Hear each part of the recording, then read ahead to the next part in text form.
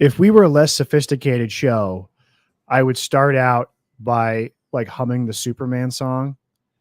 But all I'll say instead of that is that it's one of the greatest motion picture theme songs in cinema history. Am I wrong? You're not wrong at all. It's definitely one of the most memorable and inspirational themes. I mean, I remember going to like 4th of July fireworks shows, and they'll play it in the background. That's how symbolic it kind of is of Americana at a certain point too, which is pretty great. Don't even try to do another Superman film without using it. It's too iconic, right? But they have. Unfortunately, Man of Steel, they totally got rid of it. And it didn't work. And then they tried to backpedal in Justice League, and they had just a little bit of the John Williams cue in there. Teased it a bit. Danny Elfman teased it a bit. A guy who has done a lot of great work in his own right. His soundtrack for the Hulk, I think, is underrated.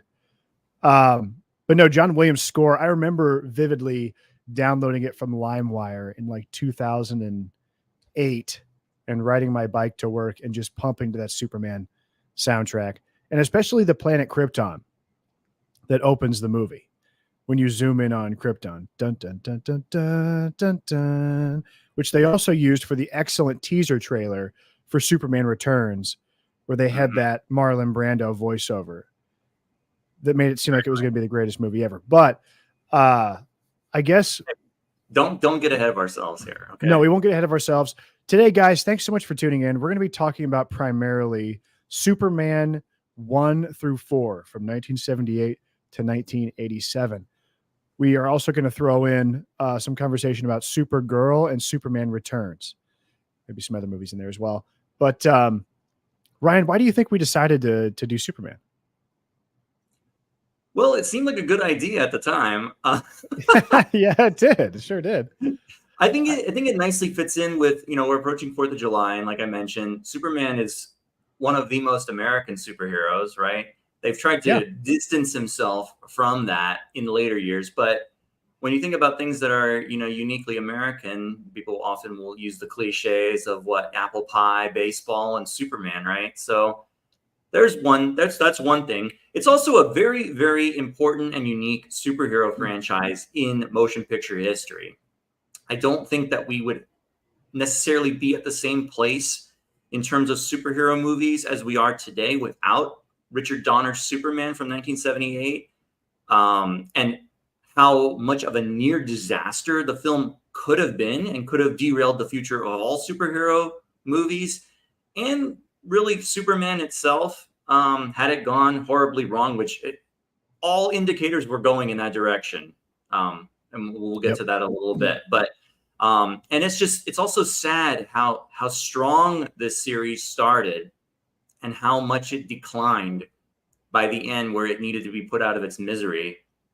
And it's also just a cautionary trajectory, or a example of history where we've seen other franchises go in the same direction. Everything, it's like they follow the same pattern, right? How many other superhero franchises have we seen over the years that start with these incredibly strong and impactful first movies, and then by the third and fourth movie, they're like embarrassments to themselves at that point? I mean, Batman went through the same thing, and Marvel, through their own many different franchises that they've got going on, you could certainly say Thor fell into that pitfall as well.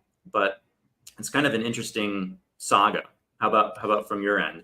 I would agree with you, and I think you probably know a little bit more than me about the behind the scenes drama with the Salkinds, who were the producers of the film, and Richard Donner and Richard Lester and all the characters therein.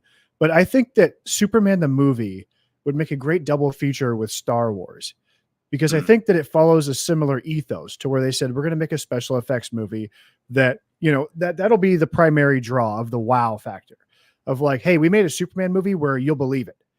That was the tagline for the posters. You'll believe a man can fly. The special effects are going to blow your mind. And in the meantime, they also made a very modern, fun, with sort of Margot Kidder as in the Han Solo role of being someone who is of the real world, who smokes, who's sort of jaded, and who is confronted with this Boy Scout Superman, right? And all those scenes were spectacular gold. And I'm going to say something that gets overused a lot. People talk about superhero films or other sort of properties, is that they took it seriously. And I think that has been sort of bastardized into like this idea of what we're dealing with now with Deadpool and Wolverine. Taking it seriously does not mean that it has to be made for adults or have violence or they say fuck in it, so it's hardcore and I'm an adult because I'm watching it, right? It's a movie for the whole family, but it's something that's not going to make you feel stupid for watching, right? It's a broad-based, full-on, full-court press, great, spectacular, fun movie with laughs, romance, action, comedy. It's the full gamut. And I think we'll talk more about as we go through this, how there's a lot of light comedy elements in the first Superman, maybe more than I think work, but they absolutely just doubled down on absolute camp and absurdity as the film went on, as the film series went on, to its detriment. And I can't exactly figure out why they thought that would be the wise move. And Quality Candor had a great point on here. The difference between taking it seriously and playing it straight. I don't know if they exactly play it straight here, but they don't treat you like a moron for wanting to watch this movie, right? Absolutely. There's a reverence for the source material that was put in specifically by Richard Donner and Tom Mankiewicz, who were brought on well after the production had started. I mean, so you talk about the production history, and it's pretty wild. I mean, right? So these independent producers, Alexander Salkind and his son Ilya, and they had another business partner, Pierre Spengler. And you're going to see these names if you watch anything about the behind the scenes of Superman. These are the three characters that are the bundlers for the money, right? At the beginning of the movie, and they would go around to independent, wealthy people and just and pitch these things and say, here, you want to invest in our movie? We're doing Superman. And I think to his credit, Ilya Salkind, the son, was someone who was at least somewhat earnest in making a decent Superman movie. I don't think the father, Alexander, had any clue or cared other than making money off of it. But they had the money, they had the rights, and then they ended up getting, of all people, Mario Puzo, the author of The Godfather, to write the script for this movie. And he created this ungodly monstrosity of a script. What was it, like? Was it 600 or 6,000 pages or something like outrageous? For two for a 2-movie epic, and it was like unfilmable, and also had nothing to do with anything. Oh, there's great stories about him visiting the DC offices in the mid to late 70s and going through the archives and current like Superman or contemporary Superman writers at the time, spending some time with him and just being like, this guy is totally bonkers. I don't know if we talked about this, but I know that when you read Sean Howe's book on the history of Marvel Comics, Puzo used to be a magazine writer for a men's magazine that was up the floor from Marvel, and he would come down and give them shit and make fun of them for writing comics. He worked at GQ or fill in the blank, right, in the mid 60s. So the idea that you would pick him is basically just like a prestige grab. Well, he wrote The Godfather. Precisely. Marlon Brando, Gene Hackman. But somehow it worked. Well, it worked because they had this script that was basically not used at all. The Puzo script is credited as the script in the movie and then rewritten by these other two people, David and Leslie Newman, husband and wife team. Their names are on the script, and I think there's another person, a fourth writer. But the one who actually was the real script doctor and the one who rewrote the entire movie at the behest of Richard Donner when he was brought on as director, because he read the script and he's like, this is garbage. Like, this is terrible. Is this guy, Tom Mankiewicz, who was involved heavily in the Roger Moore, James Bond series era as the script doctor and writer for those movies. So he came on, he knew the Superman mythology. He had an affection for it, just as Donner did. And he made that script what it is that we see on screen. And you can tell because you see the quality of Superman 1 in terms of writing. Superman 2, it holds over mostly because, most of it was pre-done at the same time, and then they tampered with it later. But when you get to Superman 3, and I know we're not there yet, but that was written by the Newmans alone, it's terrible. That's what Superman 1 would have been. That's what Superman 1 would have been, is Superman 3. That level of goofball, corny antics, like, oh, we're making a superhero comic book movie for the kids. Right. Isn't that cute? Isn't Superman funny? He flies around in his underwear. This is a joke. We have to let people know that we're in on the joke so they don't think less of us. Right. Now, would it shock you to know that the Newmans wrote Bonnie and Clyde? it is kind of shocking when you think about Now, it. I know that Robert Benton gets most of the credit for that, so I would imagine it was some sort of camp, Americana send up before he came in to fix it. Well, I don't think they're But necessarily incompetent writers in any sense of the and Benton also has a word. credit on Superman. I didn't realize that. Okay, never mind. Who was that? Robert Benton has a credit on Superman. But go ahead. Sorry, I didn't mean to. But I don't think that, not to discredit the Newmans as like total hacks or anything like that. I mean, I think they're competent screenwriters, but they clearly had no clue about Superman or what would make a good Superman movie. For all we know, that they thought that something like Superman 3 was a great Superman movie. That's fun, good fun for the kids, But like who wrote the moment when Superman in the first film looks through Lois Lane's dress and says he likes pink underwear? Was that them? It's not the same person that wrote Superman 3. I have to imagine that Robert Benton was probably the writer of this movie. And that the Newmans are sort of like the Hikes, like Willard and Gloria Hike. Tom Mankiewicz mostly rewrote the script. He's not listed as a screenwriter in the movie. They could not get a screenwriting credit for him. So Richard Donner was able to get him that fake credit of creative consultant, which comes after the writers. Oh, but he wrote. If you watch the documentaries about the movie, he's very, very prominent in the story. It's this guy. It seems to me like Newmans were kind of like the Hikes. They did punch up work on Star Wars. They wrote Temple of Doom, but then left to their own devices, they wanted to make Howard the Duck. Right. Yes. And I think also Salkinds kind of remind me of like Halloween, Urban LeBrons or whatever the hell that guy's, you know what I'm talking about? Erwin Yablans. Like no.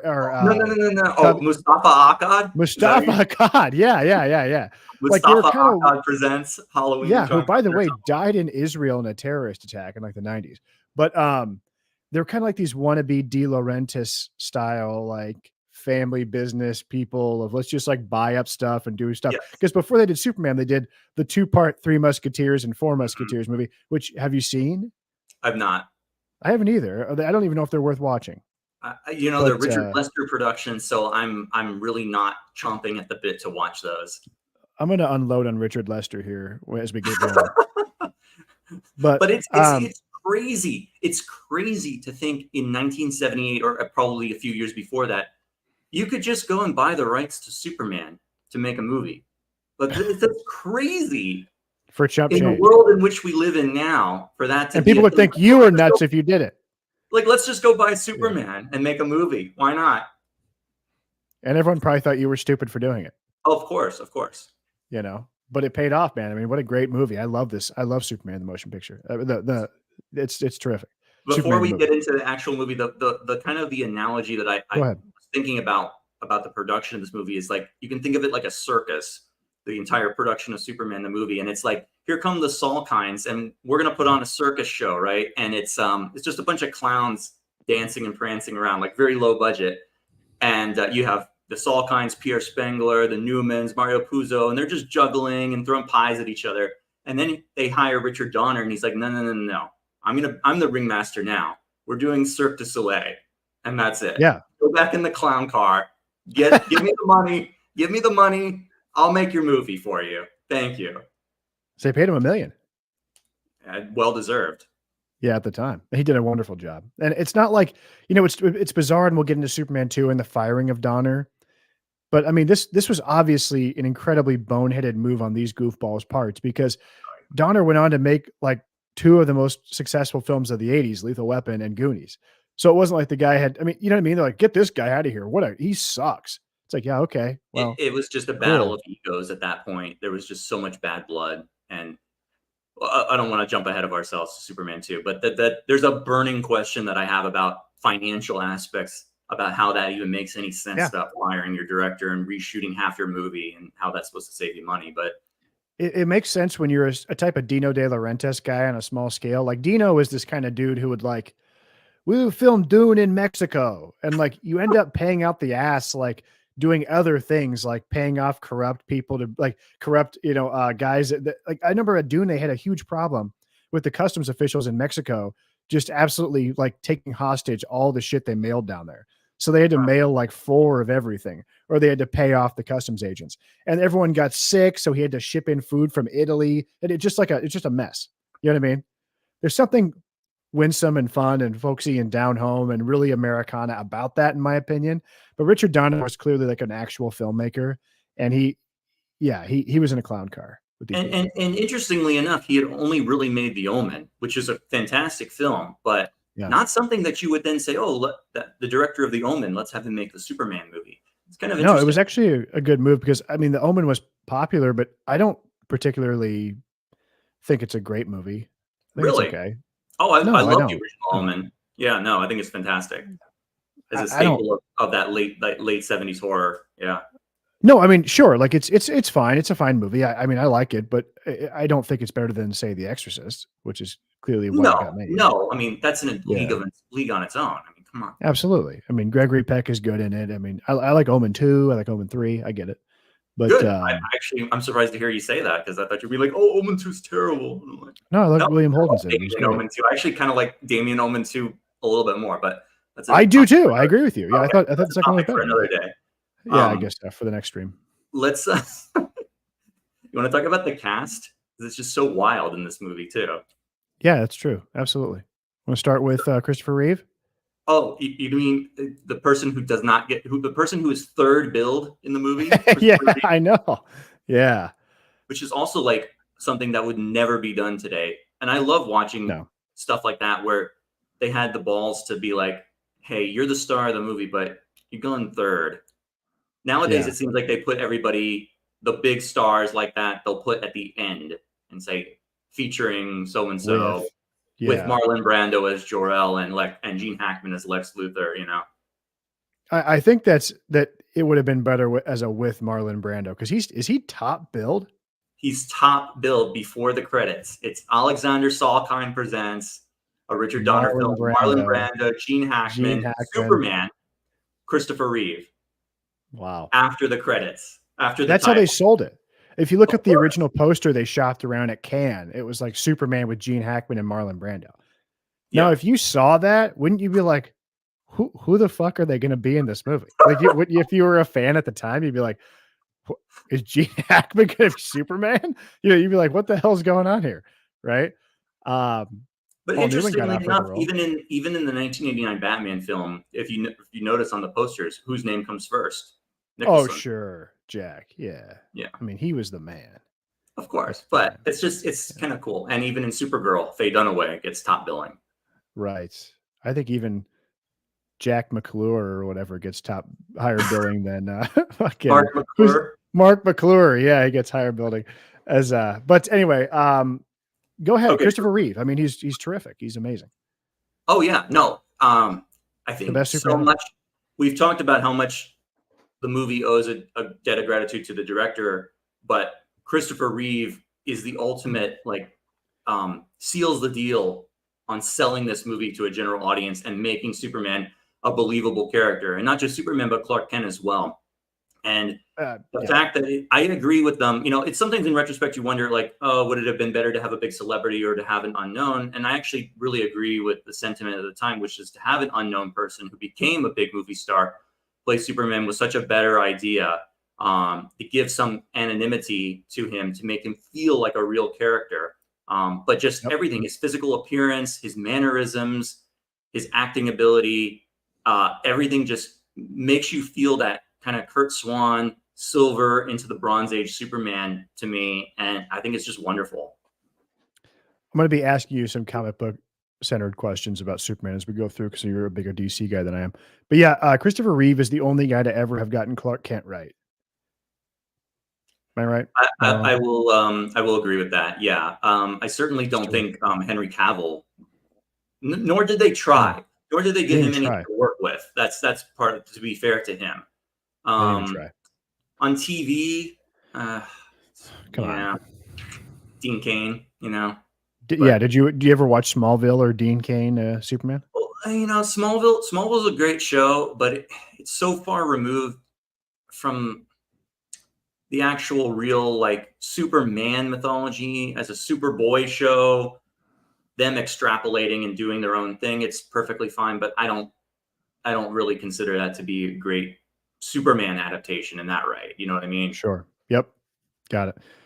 Yeah, Christopher Reeve, I think, is a revelation as the character. It was the role he was probably born to play. He's terrific. I love Christopher Reeve because I always feel like I'm pulling for him. I want to talk a little bit about Somewhere in Time as maybe a little bit later, which I watched last night. He's terrific in it. He's such a great actor, and I think he did get pigeonholed a bit as Superman, which is really quite a shame because you listen to interviews about him, and I think that he had this sort of really loving and loving take on and respect for the idea of Superman as an American icon and as like a force for positivity and love and goodness in the world, even if that was sometimes goofy, sort of like, you know, causes like Superman 4. But like, I just feel like, you know, in a movie like Superman 3, or as the series went on, it feels like such a betrayal of Christopher Reeve and all the heart and soul he pumped into that character. In this movie, he understands exactly what film he's in. Like in a scene with Lois Lane, with Margot Kidder, where she does the interview with him, he couldn't have played it better. I mean, he plays it so well. It's like a perfect little comedy moment and also romantic. So I think he's just absolutely a complete star and amazing as Superman. And you know what? I can't help but get a little tear in my eye and just excitement at that scene. I almost got in a fight with my brother because he goes, "What's your next show?" And I go, "Superman." He goes, "Those movies suck. Oh, they all suck." And I'm like, "What? Whoa. Whoa." Those are fighting words. Whoa. I was like, "Dude, come on."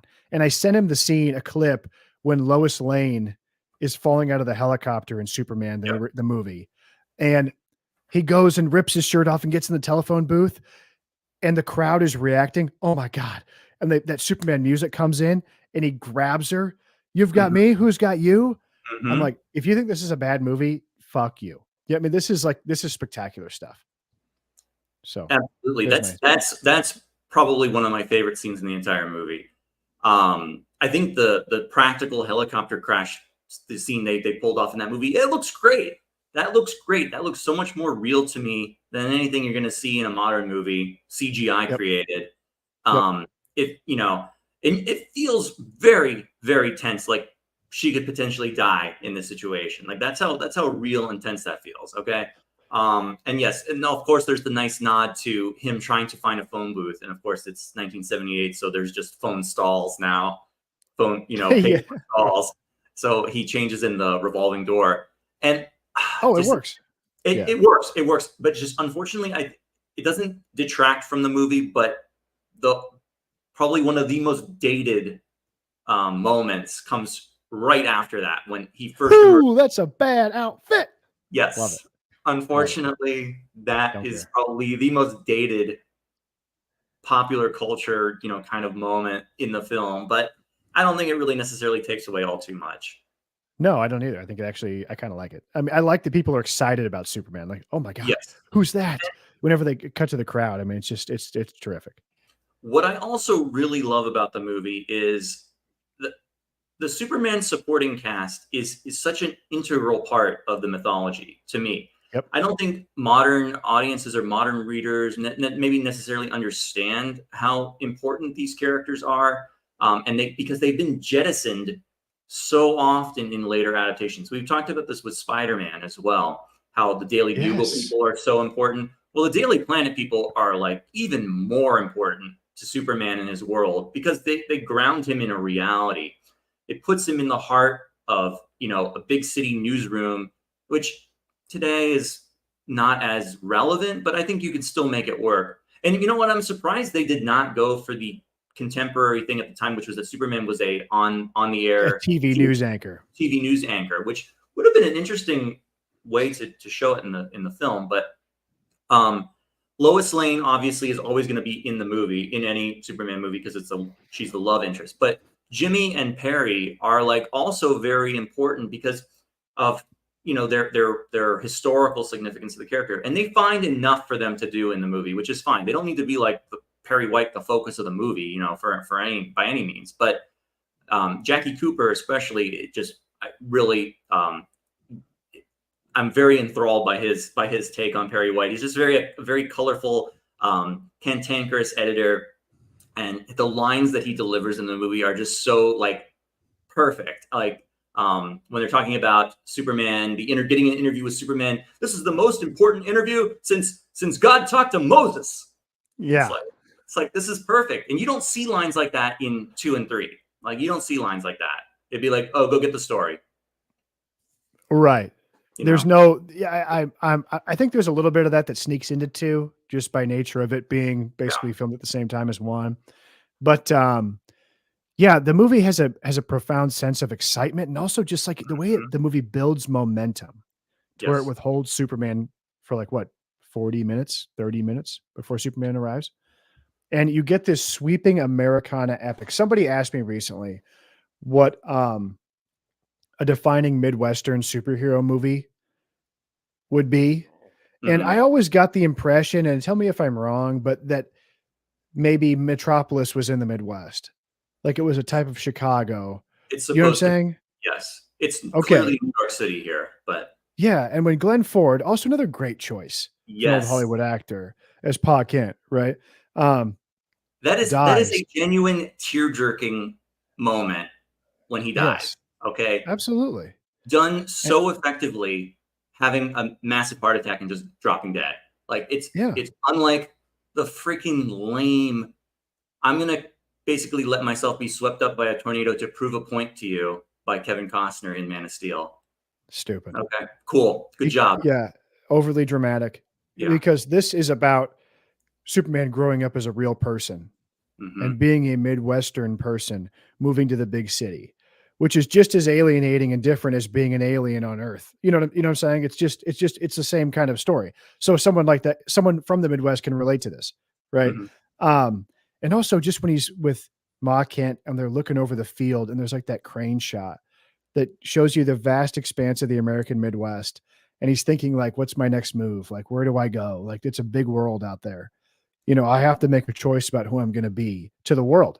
And when Hmm. I arrive, it'll be a huge deal. And I think that's just an incredible insight to be able to think that way about a movie like this, to say, we're going to hold off on Superman. Let's tell the story of how this boy matures in America.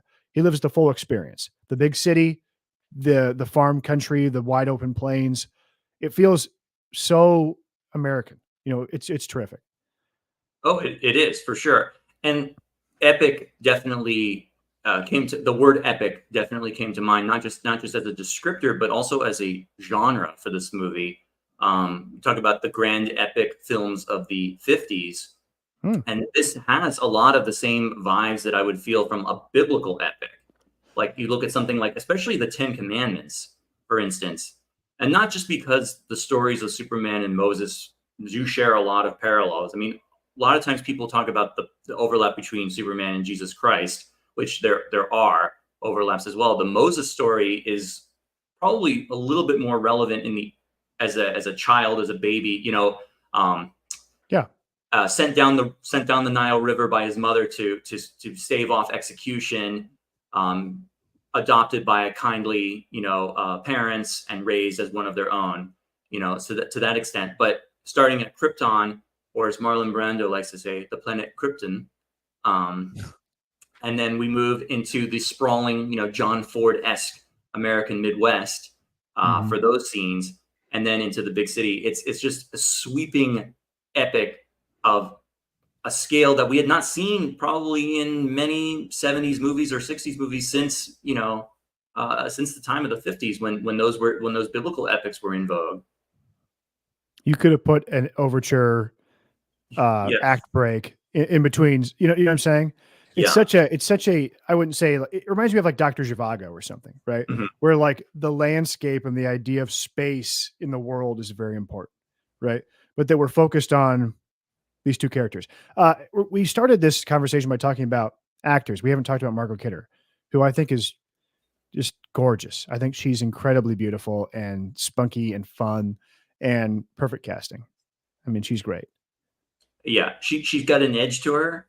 So because Lois Lane has gone through so many different transitions and types and descriptions over the years. As times change and our viewpoints on feminism and femininity and all these things have changed. Over the course of characters 80, 90-year existence at this point. So we're in this interesting period of the late 70s. So she's a fiercely independent reporter, clearly the best at her job, a quality, competent person, but she's also got a soft spot, a naivete. She's got a clear affection for Clark, even though she kind of was looking down on him a little bit. Here's this country bumpkin who's coming into the big city newsroom, and he's the editor's going to put him on my beat. That's like, what are you doing? What are you talking about? But she clearly learns to respect him as a person, I think, throughout the movie. But then obviously she's in love with Superman. And it's hard, though, to take and this has always been the thing with Lois Lane, too, is that she's clearly one of the smartest people in town, in the DC universe, but she could never figure out that Clark was Superman, Okay. Well, okay. We get an answer to that in part 2. We get an answer to that in part 2, which give them credit for. What I will say in your comment to start off is that you said Lois Lane has always been sort of an epitome of like evolving femininity. Mm-hmm. And what I think maybe you mean by that is like, she sort of is a stand-in for like various feminism stages throughout the history of the country, especially in the 20th century, because even from the get-go, she was always very much she was on the vanguard of like feminism, right? Yes. In my opinion, she kind of reminds me of like a Katharine Hepburn style character, even in the comics, like early, you know what I mean? Like someone who is Friday. Yeah, exactly. Right. And I think that there's also something incredibly appealing and a little bit conservative in this movie about her occupying that role as a type that you could, as an archetype, but then falling for the ultimate manly man. Do you know what I'm saying? Where she's got this like hard veneer of like, yeah, I'm second wave Gloria Steinem style feminist, but then I fall for the ultimate masculine manly man, which I think is like incredibly appealing, as for an audience. You would kind of want to see that, Well, it shows that she's a multifaceted character. She's not defined by one thing or the other. The romance aspect does not define her life, but it's an important part. And her career also is an integral, important part of her life that she's willing to risk her life for to get the story. But she has a lot of different things going on. She has a lot of different interests and things that drive her, which makes her a complex character. And that's what it should be. It shouldn't be just, oh, I'm a career dedicated woman and that's all I care about. Or I only care about, marrying the man of my dreams. There's a lot of stuff going on. Absolutely. People are complicated, Can we talk about the opening Krypton prologue and in that way also discuss Marlon Brando? What are your thoughts on that? I think it runs a little long. Oh, I don't agree with that. I think it's wonderful. It's so radically different from anything that we'd ever seen before in Superman world. And I never thought about it or pieced it together until I was watching it again this time. And I'm like, I'm wondering, why did they make Krypton an ice world? And then it's like, do you think it has anything to do with the fact that the Fortress of Solitude is also in the Arctic? I don't know if this is supposed to be so plainly obvious that I just never saw it, or it's just like, no. I think it's just a good idea. I mean, it's a great design idea. And obviously the comic books like aped it after the movie came out. Right. I mean, because it's a good design idea because it looks like an alien world. It looks cool. It was also like practical to build. You could make Krypton seem alien and different without it being like whatever it was in the comics, which is it looked like a big, Legion of Superheroes cartoon where everyone just wore like, space age stuff. It's always been very Alex Raymond, Flash Gordon style, futuristic stuff. That's what Krypton always looked like. Flash Gordon. Yeah. Yeah. Well, Legion of Superheroes apes off of that, but by extension, yes. But talk about ballsy also, the fact that you start the movie like that, Superman's as a baby at this point, you have no idea what's going on. Who are all these people? He does have an S shield on his chest, so you know that there's a connection. But also to set up the sequel film in the first 5 minutes of your original film. That's what I thought. I was like, were audiences confused? I can't imagine even doing that nowadays without people being in uproar, and to do that. What happened to the people at the beginning of the movie? What happened? Where'd they go? What do you think you would have got? As obtuse as the Phantom Zone is as a concept, to put that in the movie, that was really extraordinary. I agree, and it's like I wonder why, because I listened to an interview with Richard Pryor where he was on Carson talking about how much he liked Superman, the movie, and how he was excited for Superman 2. And he said, I saw the trailer for Superman 2. Oh, really? That's interesting. And he goes, yeah, the people from the beginning of the first movie, they get out and they're coming back. It's going to be great. Right. But yeah, that was struck me as very bizarre when I first watched it. I was like, oh, they don't, okay, on to the second film. They're not going to, and they don't tease him at the end or anything either. So it's interesting you mentioned that, because the original, from listening to various commentaries and stuff like that in the preparation for this, apparently the original intended ending of part 1 was not to turn back time. It was to have him stop the nuclear explosion, and then the nuclear bomb that I think he sends into space unleashes the Phantom Zone criminals, like it does in the Donner cut beginning of Donner cut of part 2. And then to show them gliding towards Earth at the end of part 1 as like a to be continued. Okay, that would have been cool. Yeah, it would have been very cool. And then the original ending for part 2 would have been turn back to time. Which, I gotta be honest, I mean, we'll get to this when we get to part 2. I watched the Donner cut. I don't think that him turning back time at the end of part 2 is a great move. I think it works better in this one where they had Lois Lane die. Right. I think it would have worked. Yeah. If I don't know if they intended her to die obviously they probably would not have had her die in part 1. Yeah. They probably would have had it happen in part 2. Maybe Zod kills her or something, that I've never heard that. Yeah. That would have been a much more impactful thing to do. But unfortunately, due to all the behind the scenes shenanigans that they had to change things around. What else? Also, Gene Hackman. Also great actors on Krypton. You have Trevor Howard there as a random Kryptonian person. So you have all these really cool, old timey, veteran actors of a certain sophistication level. Everyone talks in this very Shakespearean grand dialect on Krypton, and then as we move to a new setting, the entire vernacular changes as we get to Smallville, and then again as we switch to Metropolis, things are just totally different. So I love that aspect of the movie, just constantly changing like worlds as we move on.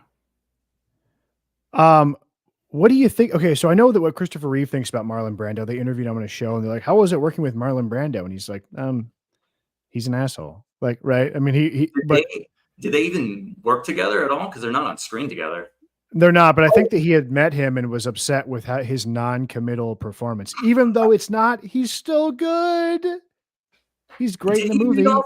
Did he read off cue cards or something like that? Shocked me. Better than if I read off cue cards. The guy can do it. Have you heard the story? Have you heard the story about the bagel with him? No, go ahead. So apparently when Richard Donner and the producers went to go meet with him to discuss the role of Jor-El, they warned the Salkinds or whoever warned Richard Donner that he's going to be totally weird, like just FYI. And so he was prepared, and he goes in. Apparently they talk for like an hour about nothing, nothing related to the movie. And then he's like, okay, so tell me about this movie. And then he's like, you know what? I want to play Jor-El as a bagel. And they're like, what? Okay. Yeah, okay. Yeah, imagine they're all bagels on Krypton. It's like, how do people know? It's a foreign alien planet. No one knows what they'd be. They could be bagels. And Richard Donner was crafty enough to be like, Marlon, that's a really interesting idea. But since 1939 or 38 or whatever, all the kids in America know what Jor-El looks like because it's in the comic book. And you know what? He's going to look like Marlon Brando now. And he's like, oh, that sounds like a great idea. Let's talk more. That's brilliant. Dude, Donner, just because he did that with Gene Hackman too, where he's like, because Hackman, I mean, you couldn't imagine this nowadays. Like, but it made people balked at like changing their bodies and everyone does it now, right? Oh, yeah. I gained 300 pounds to play this role. I shaved my head. I look like a freak. But back then, Gene Hackman's like, I'm not shaving my mustache for this shit, right? And Donner's like, I'll shave mine if you shave yours, and then I got a fake mustache, or right? They heard that whole story. But wow, but what a great pitch! It's that all the kids know who Jor-El looks like, and now he's going to look like you. I think he looks great. The movie looks dope. Yeah, and he does a great job. I agree. So. It's just one of those fascinating just roles that I mean, I don't know if it necessarily would be like needed to have someone of that caliber in a movie like that today, because IP rules more than actors at this point in our Yeah. ecosystem. But back then, it's such a like a coup, to have Marlon Brando in Superman. Well, I think that's how they got a lot of funding for it. Was that Yeah. they got Oh, for Marlon sure. and then said, "We've got 2 big stars in this. How about you put up some money?" Yeah. But Let's yeah. see. Anything else?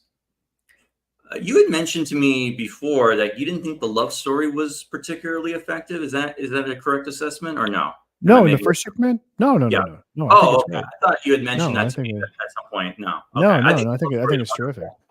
Yeah. I think it's terrific. I think we're talking about Supergirl, right? So Supergirl, the love story is trash. No, no, just kidding. No, I think it's That terrific. I story also is really like. absolutely.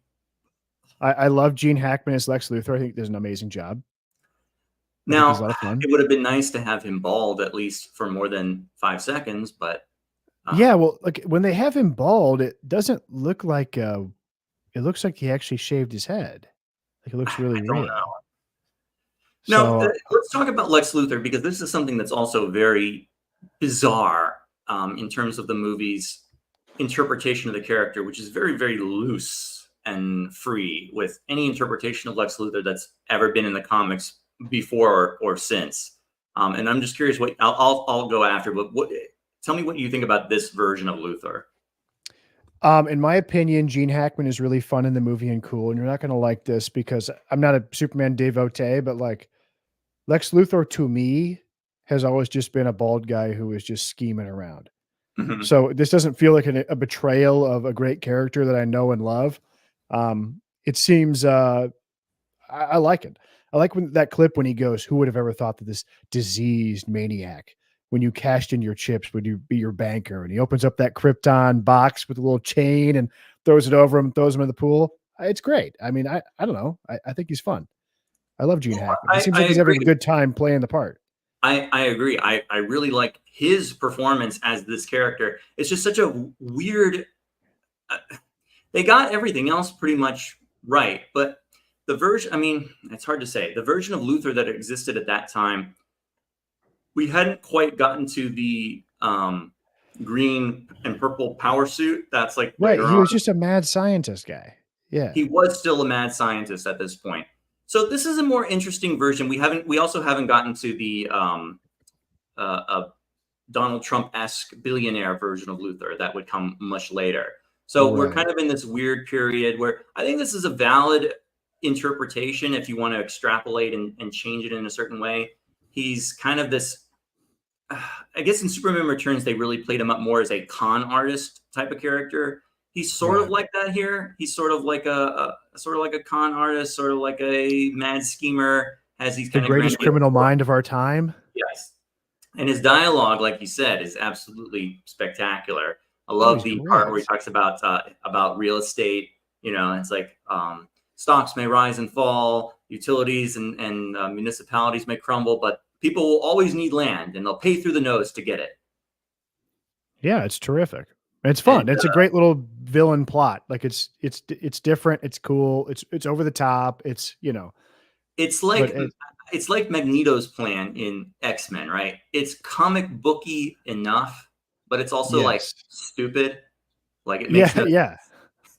you know what I But mean? it's Like also like, oh, that's an interesting idea. Kind of like turning the world back. Like this was the yeah, 70s. Like everyone's like, that's stupid. Wouldn't Superman just solve all his problems by turning back? But back in the 70s, everybody was just like, that's Superman. He turned the world back and it turned time back. That was cool. You know what I mean? It was a different time. Remember, I heard my parents, my uncles and aunts talk about that, and they were like, "Oh, when Superman spins the world back and it changes time," which doesn't make any sense, no, right? no. But like, it worked. It was like a cool idea, right? Yes. It's taken, like we said, it's taken seriously enough that it makes sense for the rules that we've established for this world, but it's not silly enough. Like we obviously understand that it's silly and preposterous, but in the world where we have a guy who can fly, who has super strength, who's doing all these things, where the villain's plan was to use nuclear weapons to break off the coast of California. We're buying all of this, so why can't we buy that he can turn back time by flying Sure, around? and it's a fun idea, So and I think people were more I'll buy into open to like, yeah, Quality Candor says this movie is a shot of optimism near the end of a very bleak decade. Sure. Yes. Just like Star Wars, you know, it fit right in. And Christopher Reeve, in interviews, has mentioned about that. How what is the point of making a Superman movie? Can it exist in a post Watergate America? You know, where I know, but in the context The of the worst time, thing that ever happened in American history. but Watergate.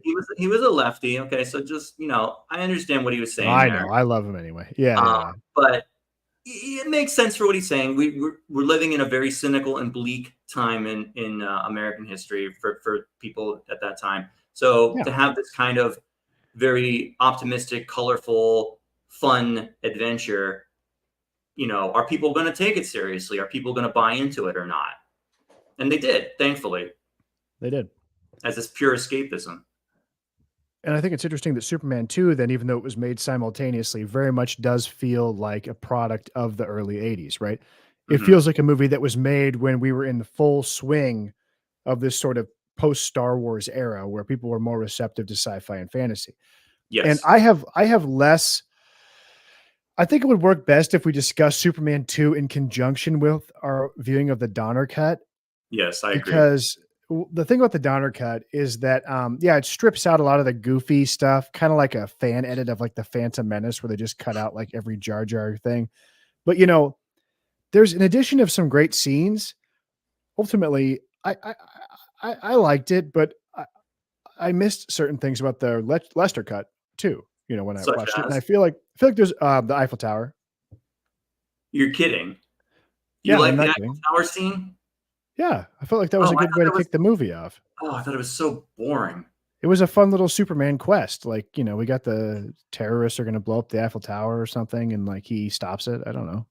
I thought it lacked a lot of dramatic tension. Lois Lane was there. She was crawling around. Like, I didn't hate it. I feel like there's a good synthesis of both movies because I hate the way that Donner ends his with turning back time. But we can get. But you have to understand that they did, that was not the original intended ending, right? That was the original intended ending, but they had to slap it on. They're working with what they can, 30 plus years later. Okay. So I'll buy into the fact that yes, it is lame that they have the same ending for this movie. Like, not going to argue with that. I do think the Eiffel Tower scene lacks any kind of actual tension or, a threat or menace. And it's just a mere plot device to then have a nuclear weapon sent up into outer space to free the Phantom Zone criminals, which they conveniently say on TV something about, or no, Lara says it in the Fortress of Solitude.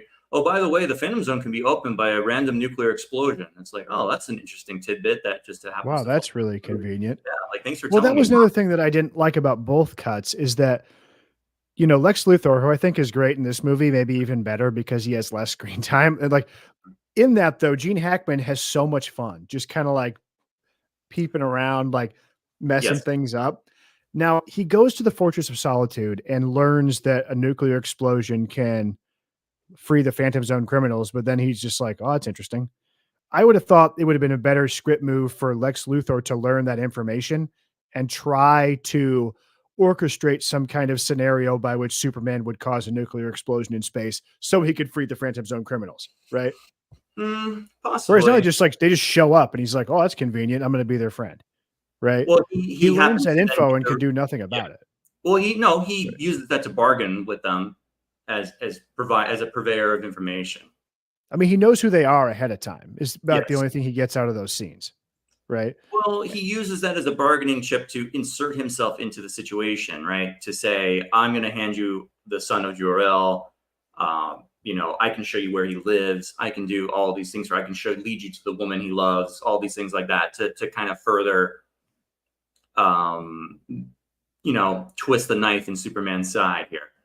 Yeah. I would have liked it better. And again, this is not the version of Luthor that existed at that time. He's become a more complicated, multifaceted character in the comics as years have gone by, where he can be someone who works on the side of good if he needs to.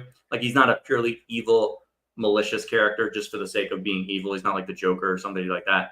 I think it would have been interesting if he actually had worked with Superman against the Phantom Zone criminals, because like they're clearly like you I know, thought he was going to at the end. psychopathic. I thought they're clearly psychopathic and maniacal, and they're gonna kill him and enslave the Earth. You know, let's give me a Yeah. break. Why wouldn't he work with Superman to get rid of them? And then Superman could Yeah, say, "Well, Luthor, I guess I'll let you go this time," or something yeah, like that, right? so, yeah, That would have been more exactly. interesting. Let me ask you this: is General Zod almost wholly an invention of the films? Why did they choose General? He's not much of a character pre the movie No, in the they comics, exist. right? The Phantom Zone criminals existed back since the 50s or 60s. They're in the Silver Age. Yeah, for sure. Were they a popular villain? Were they around a No, lot? they Or weren't like super. They weren't like a huge part of the rogues gallery, but they did exist for sure. I mean, that's part of the reason why post crisis they eliminated most of these things, because there were too many survivors of Krypton left yeah, over at that point, right? I mean, there was right. Supergirl, there was the Phantom Zone criminals, there was the Bottle City of Candor, there was The the Super Beepo, the Pet, space ape. Yeah, yeah, Beppo the Super Monkey, Comet the oh, Super Beppo. Horse, you know. Yeah, So yeah, there were Phantoms, there were definitely Phantom Zone criminals going back to the Silver Age. I don't remember exactly what year Zod came out, but I feel like that we can Google it right now. But I like, looked it up, and he kind of just looked like a general. Like he just wore like a fucking like Douglas MacArthur outfit or yeah, something. yeah, for sure. They created those space those the spacesuits for them for the movie. Yeah. Oh yeah, he Yeah. came out in 1961. Yeah. Okay, but it's not like he was like the Green Goblin or like a No, no, no. recognizable. By no Yeah, means. No, I mean certainly other Superman villains like Brainiac, Brainiac, Mixelplick, Bizarro.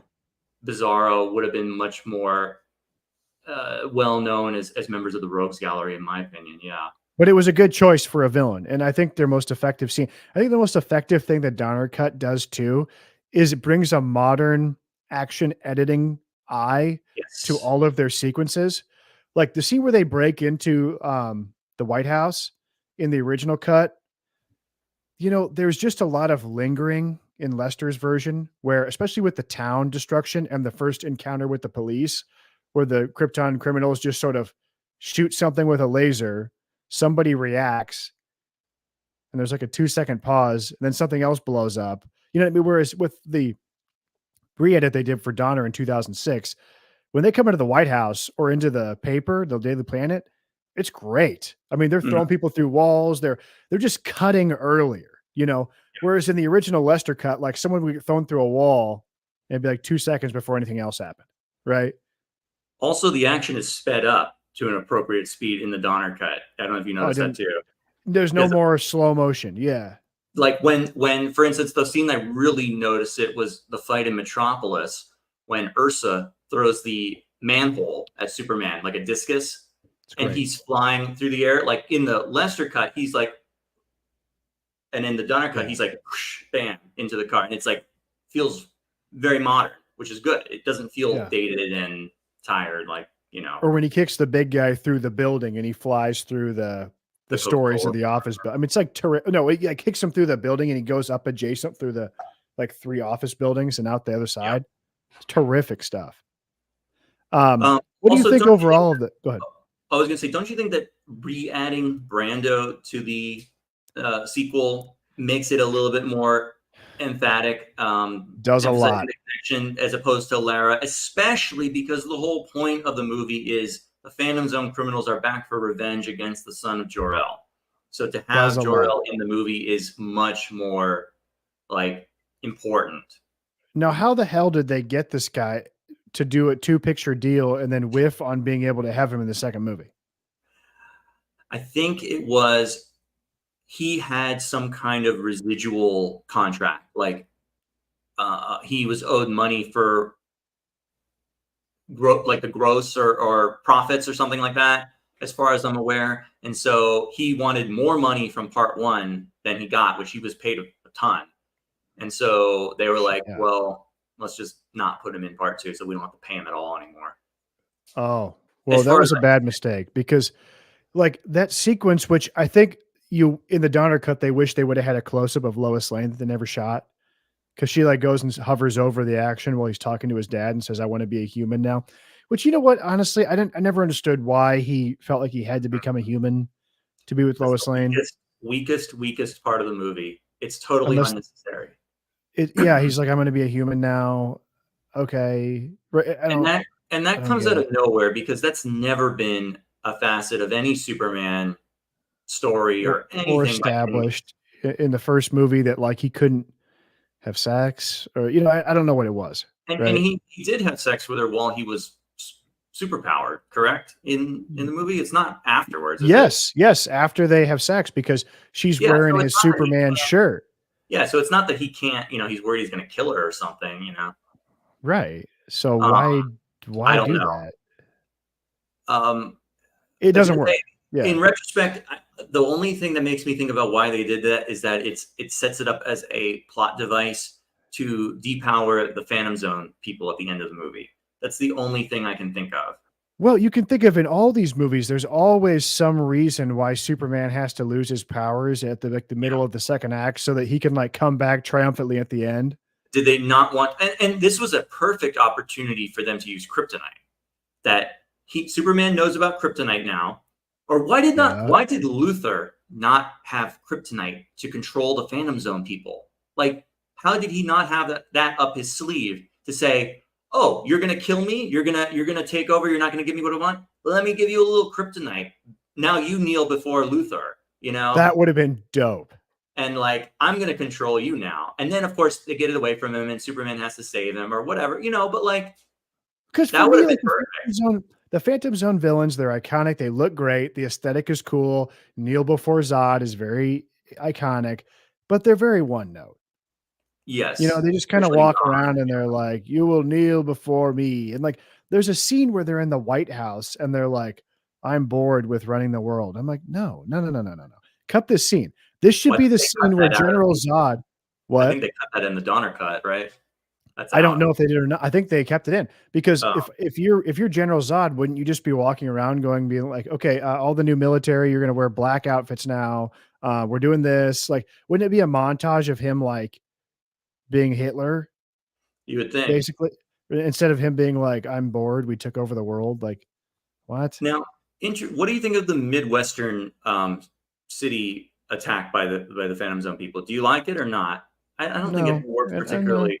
The no. only I mean, scene I wish they had included of that in the Donner cut when they cut out all that is I do cut it like the all out. scene where Ursa arm wrestles Throws the Kara. guy through the roof and through the truck. Yes, and it's just Yeah, that's sick. funny. Like that actually is funny. Like that part, yes, but the rest of it, no. I miss that. I miss that. But, it's just kinda like they just like, the scene with the cops is so stupid. Like, they're just standing in the middle of the street.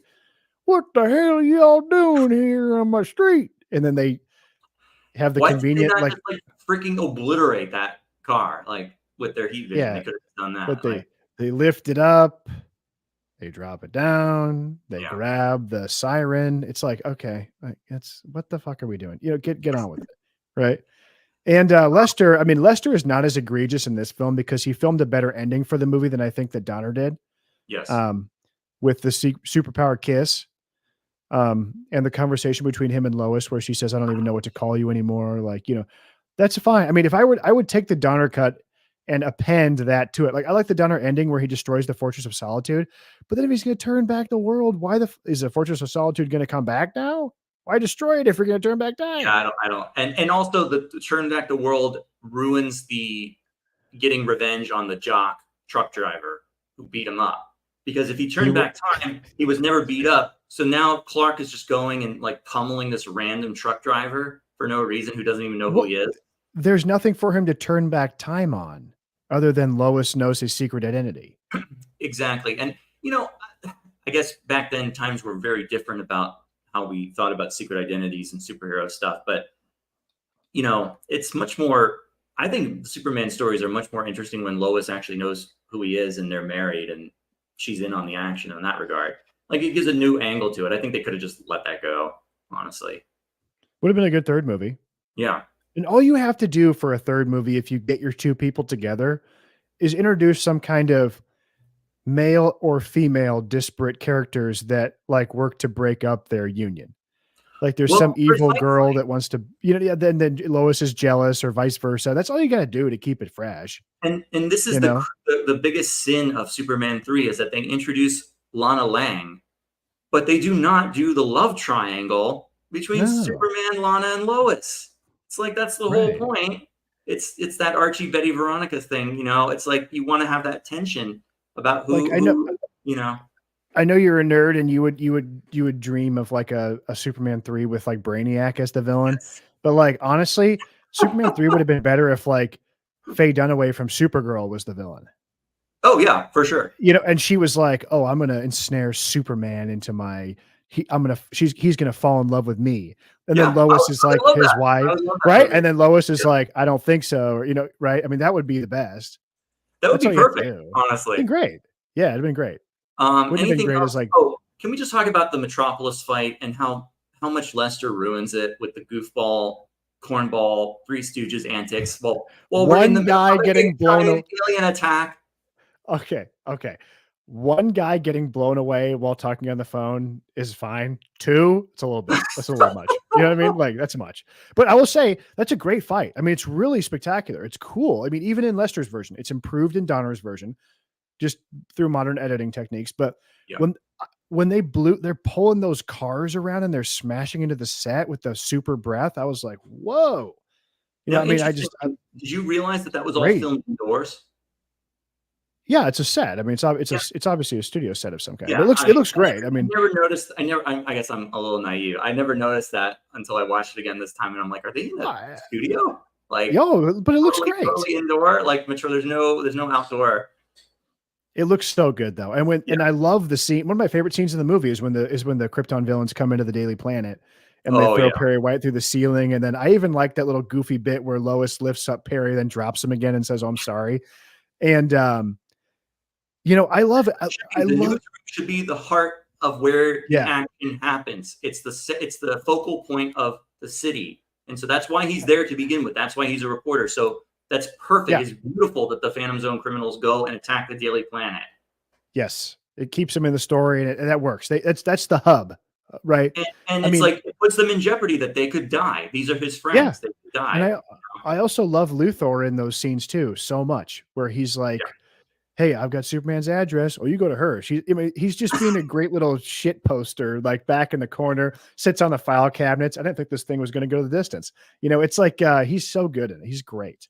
The only other thing I think is lame in the fortress fight at the end is the giant cellophane S, which is cut out in Donner's. Yeah, because Donner cuts out is that all. But everyone's people are using superpowers left and right. Superman he's okay. The Phantom Zone criminals have laser eyes, but then using your laser eyes can also like bring things to you, like the gun. It's like, what the fuck? And then doesn't Superman doesn't he rebuild shit at one point with his fucking laser eyes? Or these movies are getting blurred together a little bit for me, but like he just points, he like looks at something and it like gets fixed. It's like, what? No, that's in 4. I think that's in 4. Okay, it's like, what superpower is that? Yeah, but the cellophane travel vision. Yes.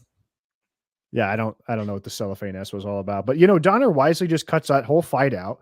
They just show up with the Phantom Zone, and he takes away their powers. Because honestly, that fight in the street it's enough. I think they might have filmed most of the scenes in the fortress already, because think about how much Gene Hackman's in those scenes. So they probably filmed almost all of it, and then Lester came in and refilmed his part, and you notice that Hackman's nowhere to be seen for most of that part until he's needed to speak. We should say we didn't really talk about the behind the scenes stuff, but like they filmed 75% of Superman 2. And then because everything was running over budget and over time, and they needed to meet the release date for Superman 1, they're like, okay, we have to finish number 1 first. Okay. So they did that. And then there was the huge falling out between the Salkinds and Donner. He was fired and Lester came over. But Lester was, because he wanted that DGA credit on the movie, he's like, well, I'm going to refilm the entire movie, which is ridiculous. Ridiculous. Like the 75% of a movie's done, you're going to refilm it just because you want your name on. I get it, you want your name on the credit, but like if you're such a dutiful worker that the Salkinds love you, like this is our Mr. Fix-It director, he'll do things on the cheap. Then you take the loss and you take the money, and then you film 25% of it, Jack. I should shut the fuck up. Film the movie, and you have their eternal gratitude that you did this to make your next movie or whatever. You know. I can't believe that he would go to them and say, "Hey, well, I want the DGA credits, so I need to reshoot all of these scenes." That were perfectly fine. And by the Yes. way, it's absolutely criminal that Donner wasn't allowed to film his original version of the revelation of Superman's secret identity to Lois, which Oh, we yeah, get in the movie a test screening because it was such a great scene. They it is. used it to test the actors for the movie. In the Donner cut in the original script, I don't even remember how it happens in the Lester cut. Oh, I'll tell you. Literally just Yeah, you kind of you go ahead and start meandering and first. Yeah. it's kind of meandering and muddled. But in the original version, Lois Lane pulls a gun on Clark and says, "I'm going to shoot Clark Kent, and because I'm so confident you're Superman." And she shoots him, and then Clark reveals, "Okay, fine, you're right, you got me." And she goes, "Well, there's blanks in the gun." Right? Yep. It's great. It's a great scene. Even when they were raw and new, it played so well because it's very well written. And what Lester comes up with is what? Oh, they're going to be in a goofy hotel that has the circle love bed and like the newlywed The hotel. It's like, vibrating ha bed. ha ha. Thanks a lot, fuckface. Like he sucks. And he falls, he trips, which there's no reason for him to trip. He's Superman. He only trips because he's Clark Kent doing it on purpose. So there's no reason for that to happen. And he falls into the fire pit, and his hand gets burned, but it doesn't. And Lois notices that it's not burned. And that's like super lame. You know what? And interestingly enough, because they eliminated the gun scene from the Lester cut, they also eliminated the great scene that precedes it at the beginning of the movie, which is when they're all hanging out at the Daily Planet. And that was like a nice intro, nice It's a opening scene. great intro.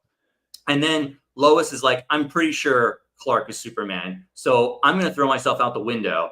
And he's right here. He's not going to let me die. He'll catch me, and I'll oust him." But he's clever enough to save her without revealing who he is and making her look like a fool. But the great part is then she's like, "Well, I risked my life. That was a mistake. I need to risk your life." It's the opening sequence I thought was so sharp because it starts with a dolly shot of someone whipping open the newspaper and it says Lex Luthor thrown in jail. So it gives you like a little bit of a recap from the last movie and it dollies over to some Daily Planet business and Clark. And then right off the jump, Lois is like, "Yeah, Clark is Superman." And that Yeah. scene where she jumps out the window, I'm like, Lester is like a hack. Like, I realized that he directed A Hard Day's Night, which boomers really like because they have a religious devotion to the Beatles. Well, I'm not a Beatles hater, but like, come on, right? But like, Mhm. this is a guy who we'll see it evidenced in part 3, hates Superman. And what I mean by hates Superman is like he hates Superman in the way that misogynists hate women. You know what I'm saying? Where it's like, you know what I'm saying? Like he has No. contempt for him. Like, okay, this is maybe okay. No, I just think he feels that it's silly, it's stupid, it's for kids, it's a paycheck. This is not art. This is not meant to be taken seriously. This is not meant for anything other than a cheap thrill for the kids. Hey, look, it's Superman. Isn't that cool? Okay, next movie. yeah, but no, I don't believe that because I think that if he had that mentality, he would have made a better Superman movie. I think that No, Richard Lester was a frustrated artist who took advantage of the Salkinds to make a movie called Superman 3, which smuggles in a different movie into it, shortchanges Superman, and is just like a music video of all the goofy ideas that Richard Lester had for hijinks. yes, as evidenced in the opening montage of the film, which is totally worthless and ridiculous. Which just is basically a Three Stooges skit thrown into the Superman movie to be like, "Here's the credits, kids. Isn't that cool that the phone booths are falling over like dominoes and there's little toy penguins dancing around? And oh, blind man lost his dog. Roller skaters out of control. Pink bucket fell on head." It's like It's the brutal. lowest brow humor you could ever imagine. It's like 50 years out of date at this point, and it's not Exactly. even, it's not even fun. Maybe if it was a silent film, it would be funny, like of that era. But this is like 1983 at this point. It feels really, really corny and outdated. And you're like, what movie am I watching? And they skip the epic opening intro of space and the letters flying at the screen and instead opt for this kind of like weird backwards Star Wars crawl. It was kind of like Kiss Me Deadly, like, you know what I mean? But like it just, you feel uneasy and weird and you're like, What is happening here? Well, Why is there no epic intro? Like, what's going on? this is the notes that I wrote down. I was like, nothing says Superman like a trip to the unemployment office by some random character in the opening scene of your movie. What the Right? fuck? Like, yeah, it's like I'm watching this and I'm like, is this some kind of like forgotten 80s comedy like Head Office or like The Secret of My Success or some kind of like forgotten like like what is this? And But the it's really not funny. It's not funny though. it's not funny. It's not funny. That's the The really problem. the really It shameful was like, part is that I brought up Richard Pryor before, but he wanted to be in Superman and he wanted to have a serious part because he and liked the that would have movie been so great. much. That would have been. I Yeah, love when comedians do dramatic roles. It's there's good. They're great at it. That would have yeah, been fantastic to see him in this movie playing. He could have either been a new secondary side character, supporting character who's integral to the plot to help Superman, or he could be a villain. Either yeah. way. And actually, the whole idea of him being like the whole plot idea of him being really good with computers and being taken advantage of by an evil villain and then having a change of heart where he asserts himself and helps Superman, that's not a bad idea on paper. But like the movie is such a fucking absurd clown car goofball mess where they lean on Richard Pryor so much to provide laughs that it undermines what could have been a nice little role as a regular person interacting with Superman, which is not a bad idea, right? And on that note, it seems like he's as a character, right? He is taken advantage of, but like he knows what he's doing, and they don't play it up that he's being blackmailed or threatened enough to work for these people. He's kind of doing it willingly for the money, and they show that he's kind of like a shady character at the beginning anyway, with loose morals that he's stealing from the company. So it would have been nice to either portray him as a like truly malevolent character who is in with the villains, and maybe he has a change of heart, realizes in over his head, or to show that he is a truly good character who gets abducted and brainwashed or blackmailed by these people to work for him, and he's trying to be on the side of good. It's like they kind of do this weird Yes. thing where he's like, oh, he's sort of in on it to begin with, and then he realizes at the end, oh, they're actually going to kill Superman. But didn't you know they're going to kill Superman because you're making kryptonite? Like that's also Yeah, yeah. bizarre. Which is also stupid. And like, you know, but like he's a glorified Ned Beatty character. Yes. He's a bigger Ned Beatty character. Now, I'm not going to deny that there were some sequences in this movie where where Pryor had me fucking dying laughing. Like Really? that scene where, oh yeah, oh my god, I that didn't. I scene didn't where laugh. I know you like the scene with the booze, right? that was the funniest shit I've seen in a long time. I can't explain it, but I showed it to my brother and we both fucking absolutely died laughing. I thought it was so goddamn funny. I thought it was unbelievably hilarious when he was like, "We got to get in here tonight," and the guy's like, "Do what?" And he whips open that booze and just goes. I fucking died, dude. I thought it was so funny. I was losing my mind. That made me have a better favorable impression of the movie. But let me explain this. I had often heard what Superman 3 was about, right? And it would seem confusing and weird to me. I'd always heard that it's bad. Superman 3 is a bad movie, but there are good moments in it. Everything with Superman in Smallville, where he has to go back to do an article about his high school reunion, and he sort of falls in love with Lana Lang. It's a great, it's good. It's good stuff, right? When they're in the It's gym talking about their lives. it's okay.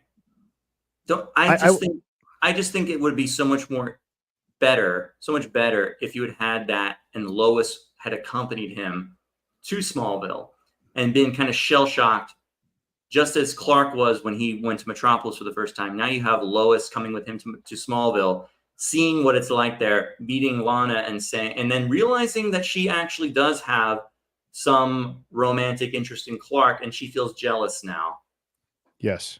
And I think too the it's so bizarre to me that that this Richard Lester was so much of a sort of Svengali or like a Rasputin to the fucking Salkind family that like I mean, I believe that Marco Kidder was like, I'm not coming back for that shit with that Richard Lester asshole who maybe refilm all those scenes I already shot. And they alienated Gene Hackman and her out of the cast, and they're still stuck with this guy. Yeah. Come on. Yeah, it's just, Now, but Ilya Salkind denies that Margot Kidder was written out of the film because of her loyalty to Richard Donner. But come on, I think it's painfully obvious that's what yeah. happened. What Superman 3 is, guys, is it's a rejected Richard Pryor script where he comes up with where he becomes a computer programmer that somebody read, Richard Lester, but couldn't get made. And so he's like, well, I'll just, I'm doing the third Superman film. I'll just jam it into that movie. And we'll give Superman some kind of side plot through shenanigans he becomes evil, which goes nowhere. I mean, I guess it gives Christopher Reeve a little time to be evil Superman, which is, I guess, somewhat interesting, but just kind of goes nowhere. I mean, but it's just undercut. It's undercut because what does he do? He goes and pulls a bunch of pranks that are meant to be, haha, that's so funny. Like, I'm going to straighten out the Leaning Tower of Pisa. I'm going to blow out the Olympic torch. Yeah, I'm going to blow. Oh God. Yeah. I'm going to have sex with this like evil chick, the Miss Tessmacher stand-in. What? Why did he do that? Nothing happens. But like, this is, if you needed evidence to prove that the people who made Superman 1 and by extension most of Superman 2, what they were Richard Donner, Tom Mankiewicz, and the people they brought in, it's Superman 3 because it's written by the Newmans, it's directed by Richard Lester, and it's a total clown show, garbage, dumpster fire of a movie, in my opinion. And this is everything that the Salkinds and these people dreamed that Superman 1 would be. This masterpiece of like camp cinema. Isn't this a great movie? And it's like, this is what they wanted. Funny. This is what they wanted Superman 1 to be. And they would have been so proud of it and had it happen like this. Well, they make Superman a joke because everyone is clowning around. And then Christopher Reeve comes in and is like, I'm Superman. And it's like, haha, you're an idiot because obviously you're trying to play it straight in this world where everyone's a fucking goofball. Right. Yeah. So it's really sad. I mean, it's really too bad. I mean, there are certain things I like about Superman 3. It's the best flying we see Christopher Reeve do. The best flying special effects. I feel bad for the special effects guys because they were working really hard to make the best Superman movie they could possibly make. And it's wasted on this like half-baked comedy bullshit. Right. The oil plant fire is fantastic. There's a lot of great stuff. And when he's flying through the canyon, much better than the Eiffel Tower scene, in my opinion, which is both. And the sets are incredible. I mean, you have the guy? He's from the Wild Bunch, or not the Wild Bunch, but the Magnificent Seven. Robert the guy Vaughn. Who's the bad? Robert Vaughn. Yeah. He's the bad guy. He's like a Lex Luthor copy, and that's the most interesting thing is that he is the post-crisis Lex Luthor in this movie before it existed, right? He's the evil business tycoon. Yeah, that's right. That's true. Yeah, he's the evil business tycoon. He's got like a sort of evil Ava Braun style sister or something, right? And the set for his like office is incredible. It's like this kind of Ken Adams set with like the floor flips over and it's a giant map. And there's a big map on the wall. And I'm enjoying this. And also the cavernous layer with the giant robot machine. And I'm like, man, these would be really great in a movie that wasn't ridiculous, but you spent all this money and all this energy and time and it looks great, but like your story and what you have going on is such a joke. It's offensive and annoying. And also it's offensive. His sister turns into a AI robot at the end or something like that. She gets bonded with, I don't even understand what was happening at a certain point. And I forgot, how did Superman reintegrate with his good and bad self? Like he wills it into power up a lot. Yeah. He beats his bad self up a bunch and then they absorb into each other. Okay. Because a small child said, Superman, you're good. Oh, yes. He's at the bar and he's drinking booze. Right. With a 5 o'clock shadow. Yeah. 5 o'clock. I don't know. Slightly darker blue suit. Which kind of looks good. It looks like the Superman Returns suit. It does. Yeah. It truly does. Yeah. Annette O'Toole is lovely in this movie, I will say. She's great. Everything in Smallville is great. And she famously went on to play Martha Kent in Smallville. Well, there you go. A nice thing. But yes. Yeah, very disappointing. It's just confounding to me that you had these two magnificent Superman films. Superman 2 was very well thought of at the time. I think it's sort of a lackluster sequel, to be totally honest. But like it's not as good as the first film by any measure. No. But for them to be like, yeah, fuck all that. Those two really popular films that made a lot of money, to not understand why they did or what people, because people, this is a flop. And to be like, let's do our Batman 66 TV show version of Superman. Still made a lot of money though. Still made $100 million, I think. Did it? Well, yeah, but no, yeah, it did make a lot of money, but not as much, and they spent a lot on it. As Ilya Salkind will brag, Superman 3 made $100 million. You know, Superman 4 killed the franchise. You killed it, bro. Well, you know what? Honestly, probably Supergirl killed the franchise, for being honest. I don't know. But do you think more than Superman 4, the fact that they didn't even make a solid base hit with Superman 4? It was so embarrassing. No, because the Salkinds had Supergirl teed up like while they were doing Superman 3, right? Okay. And I think that what it was is that it was just diminishing returns on the grosses, and they saw the writing on the wall. I think Supergirl is a better movie than Superman 3. Oh, for sure. For sure. I can watch Supergirl. I can't watch Superman 3. It's just painful for me. It's painful. It's painful because, Is this the first time that you saw it? Is that correct? First time I saw it. Yeah. I watched it probably when Superman Returns came out. That's when I got the box set, the tin, the metal silver tin that they came out with at the time. And I was like, I had been wanting to see it because I had heard about it, that there was a Superman 3.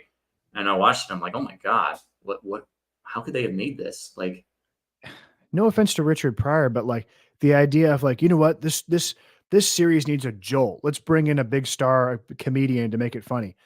You don't do that after you had 2 blockbuster films and you have nothing but runway to do whatever you want. But to act like you can doing that today. We're still doing that today with these superhero films where like, let's make it funny. Let's do Thor, Love and Thunder. Everything's a joke. We're still making the same mistakes nowadays. It's like, it's unbelievable. They could have made the most epic, expensive, masterful Superman 3 film ever. And instead they were like, let's treat this like it's like part 6 of like Friday the 13th. You know what I mean? Like, let's just, that Ilya Salkind did write a potential screenplay or a draft where Brainiac and Mxyzptlk were going to be in the movie.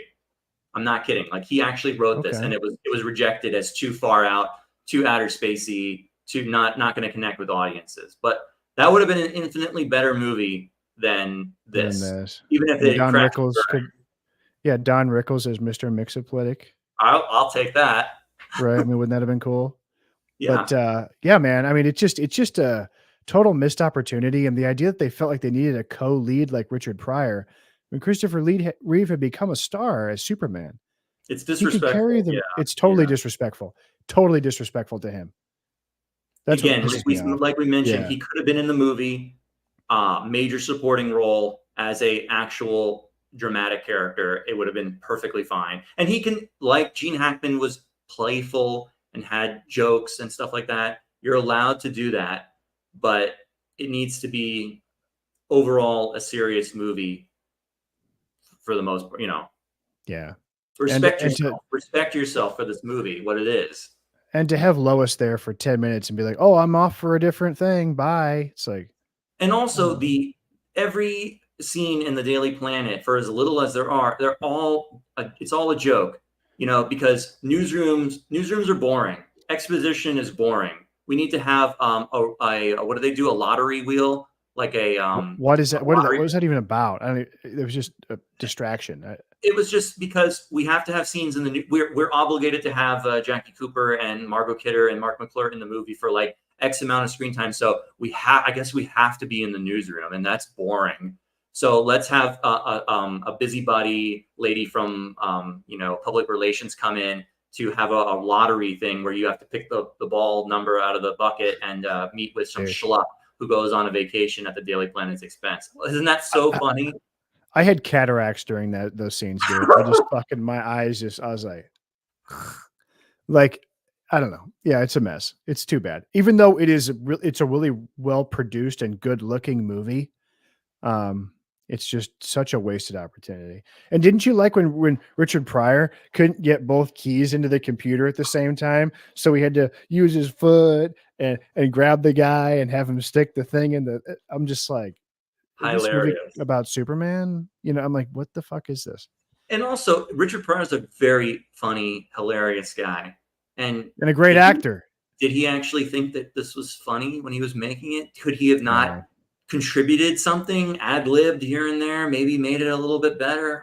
It's He disappointing. loved Superman, the first two, and he Huh? wanted to be in it so bad. He loved the first two Oh Superman yeah, movies. He loved them. yeah, And he was like, "Yeah, I'll be in it. You bet. I'll sign the dotted line." And they gave him the script where they just said, "Be a buffoon," and he was like, "Oh, yep. okay." So you want to do Supergirl next or Superman 4?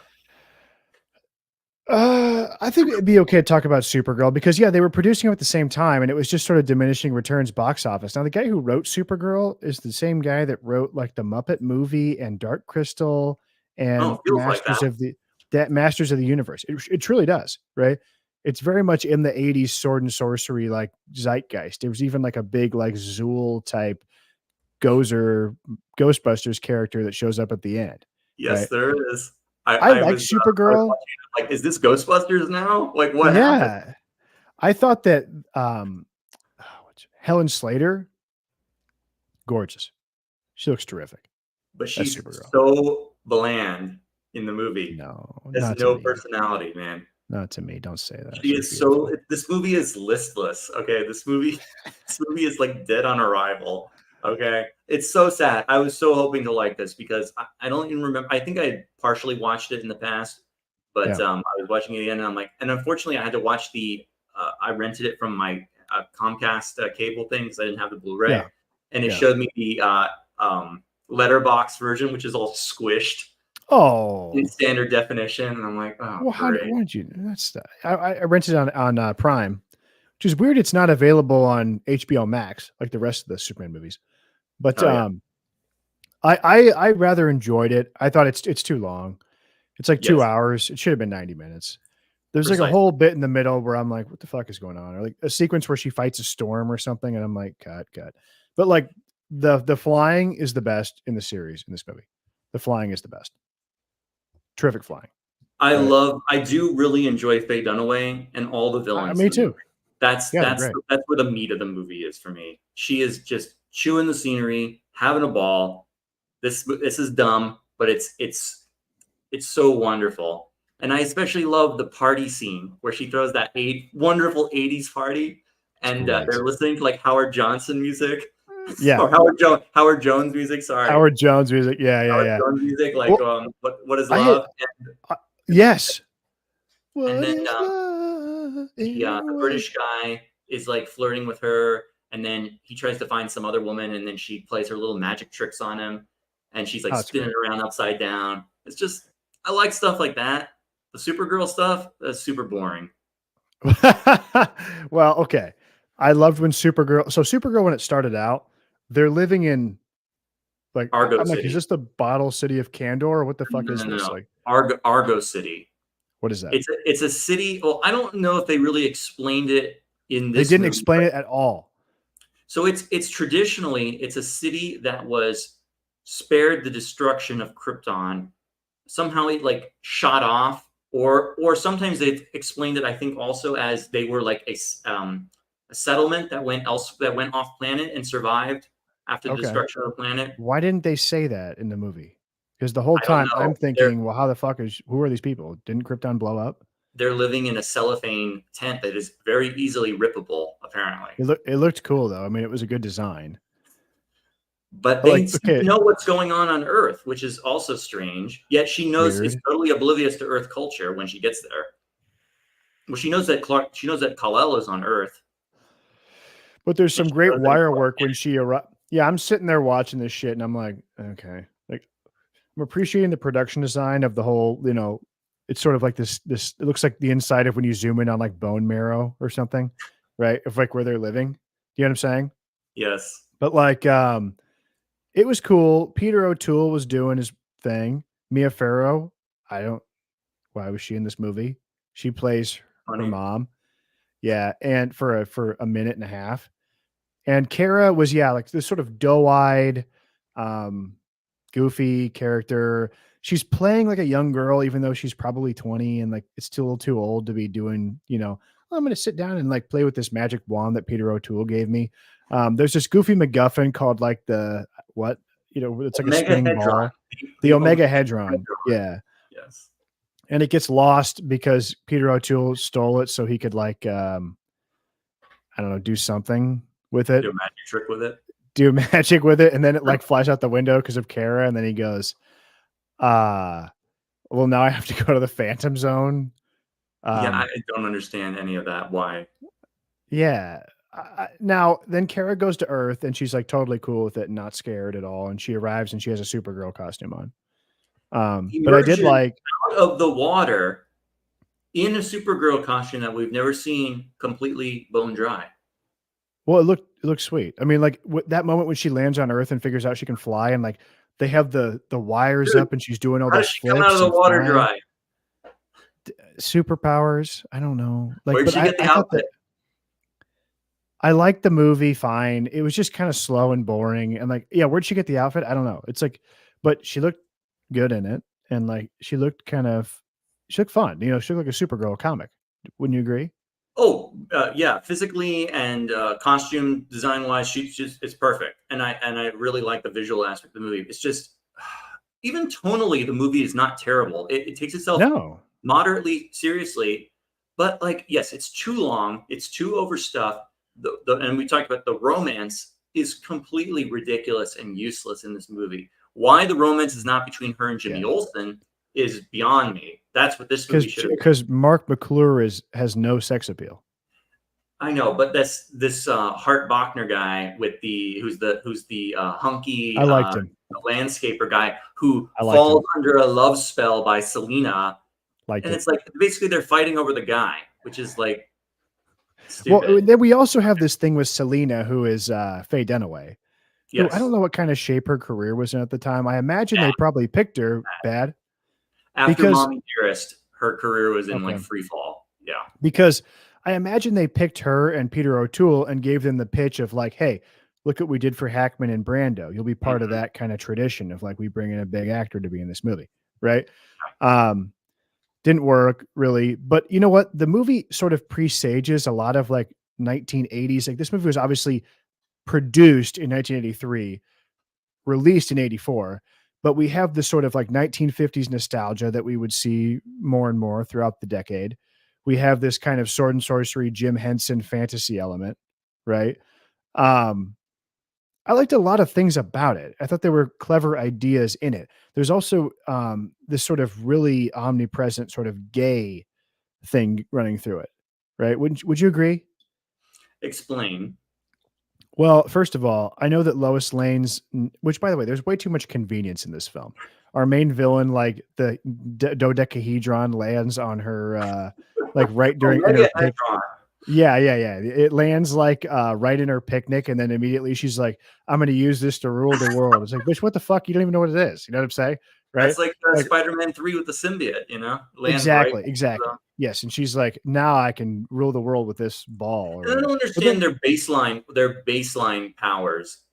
Are we in a world now where magic and sorcery exists? And to what level? No. They were weird witch people, but they were using the megahedron, No, and I it know was they were giving using them the witch Megahedron powers. to augment her power, certainly, but she before that is described as a witch or a sorceress, and I just don't really understand. And so is he. He's a warlock, British guy who happens to teach at the school where Kara or Another Linda, coincidence. yeah. Yeah. And it's like, oh, here's your roommate, Lois Lane's sister. Yeah. I mean, come on. Who, by the way, immediately when she came on screen, I was like, oh, she's a lesbian. But then, like, she wasn't because she's dating, Mark McClure or whatever. Oh yeah, But yeah. like, She was dating and Jimmy. but then also, like, there's this kind of a fun idea in the script where they're like, hey, let's make this like a Snow White kind of movie where Oh yeah, Supergirl is the it's Snow very White. fairy tale. Yeah. There's a magic mirror, and Faye Dunaway is the evil witch, which is fun. But I would have had Faye Dunaway to start out with be like some broke gypsy who is old and gross. And then when she got the old makeup, and then when she got the megahedron, became young and beautiful Faye Dunaway again, right? Yeah. Rather than just like, because when she starts out the movie, I thought she was some kind of rich millionaire villain, Lex Luthor, but I don't know. Like you're describing, there are a million different ways you could make this into a fantastic, great movie, and they dropped the ball. Let me defend my gay remark, because she to me reminded me of sort of this Ursula idea. I mean, there's been sort of this retroactive idea of Ursula as like the drag queen evil stepmother, and like her whole coterie of all her friends is very much like a sort of Andy Warhol style, like late 70s party in her apartment. And this guy, the British guy, is some kind of, closeted gay man. You know what I'm saying? Like there's a lot going on. A lot going on. Yeah, I definitely got Little Mermaid vibes off of this story too. You said Snow White, which I think is applicable, definitely, but Little Mermaid too. I wish they had kind of done something along the lines of that, where she wanted something to steal something specifically from Supergirl, like her, not like she's after Her the voice. beauty or Yeah, yeah, she could keep getting older again and be like, oh no, I'm getting older. I need to supply yeah. my thing with power or whatever. Right? I need to suck the power out of There's a lot of Supergirl. really good ideas in this movie that are not fully materialized or explored, and then there's a lot of wasted time on a bunch of junk. Well, I agree. And a bunch of junk, like the whole middle section. I mean, the thing I liked about it though is that there's a great production design to it. I liked the set of their evil witch Scooby-Doo abandoned amusement park base, right? And the bumper cars, and when our boy takes the drug and gets all screwed up and he walks through the haunted house, and I like the idea of some of the set pieces of she takes control of a big claw fucking crane and chases him down the street. I mean, there's some fun ideas. You get the big mountain that appears somewhere like in Krull. I mean, there's a lot of, but the Jenna Swarsh, the director, also made the movie Somewhere in Time with Christopher Reeve, which I just watched last night, and is a very elegant and beautiful little love story movie, a little over dramatic maybe, but I liked it. And I can't believe this guy couldn't convince his former actor to do a little cameo in Supergirl. I'm a big fan of Jonat Suarez. I've mentioned him before. He was a big television director at Universal. He did Jaws 2, one of your favorites. He did Jaws 2, which I really do enjoy. But he also directed many episodes of Night Gallery and other Universal TV shows. So he's a good dude. Like, he's a very talented director. That's why I'm kind of shocked, and I'm really disappointed about this movie, how he couldn't make it work.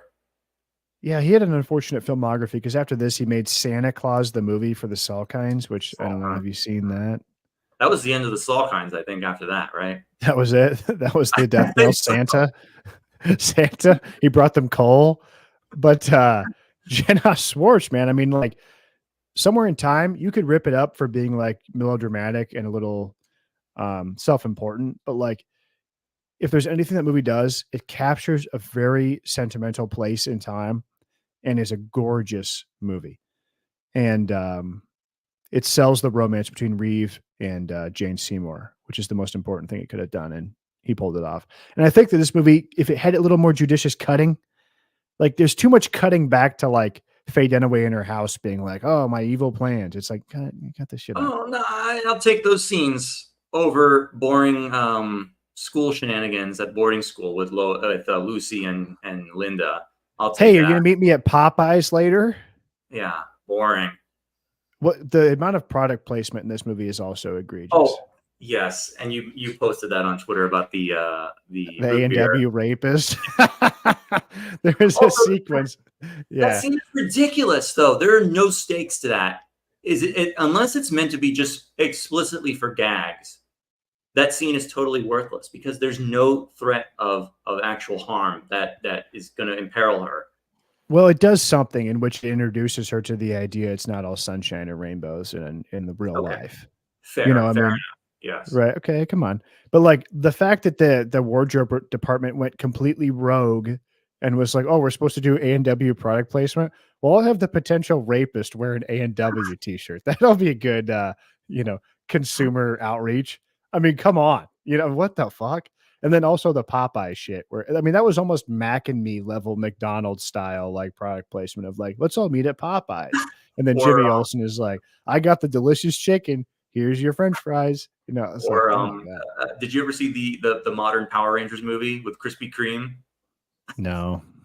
Yes, the Power Rangers movie, they were Rita Repulsa attacks a Krispy Kreme or something, and she just keeps saying Krispy Kreme, Krispy Kreme. Really? Yes. I mean, was it as bad as the product placement in Man of Steel? No, but it was bad. No, you mean this movie? Supergirl. Yeah. No, not as bad as Man of Steel with the 7-Eleven and the I forgot the other ones at this point, but I think it was IHOP. Oh, IHOP and 7-Eleven, right? Yeah. where, you know, Superman 2 gets a pass for its Coca-Cola sign because it kind of is like Blade Runner, where it's just sort of a design element. And Coca-Cola gets a pass. Coca-Cola is in a, Americana aspect too. So to have Exactly. him fly Yeah. through the Coca-Cola sign and, shatter it, it's kind of nice imagery. Yeah, it's nice. But to be like, hey, we're going to Popeyes, it's like, what? No. No, doesn't work. I just wish that Helen Slater also had a little bit more charisma to her. She's not in the same league as Christopher Reeve at all in terms of the way that she plays the She's character. gorgeous. Yeah. Again, I'm not debating that. I'm just saying she's not very interesting as a character. She's very one note, one dimensional.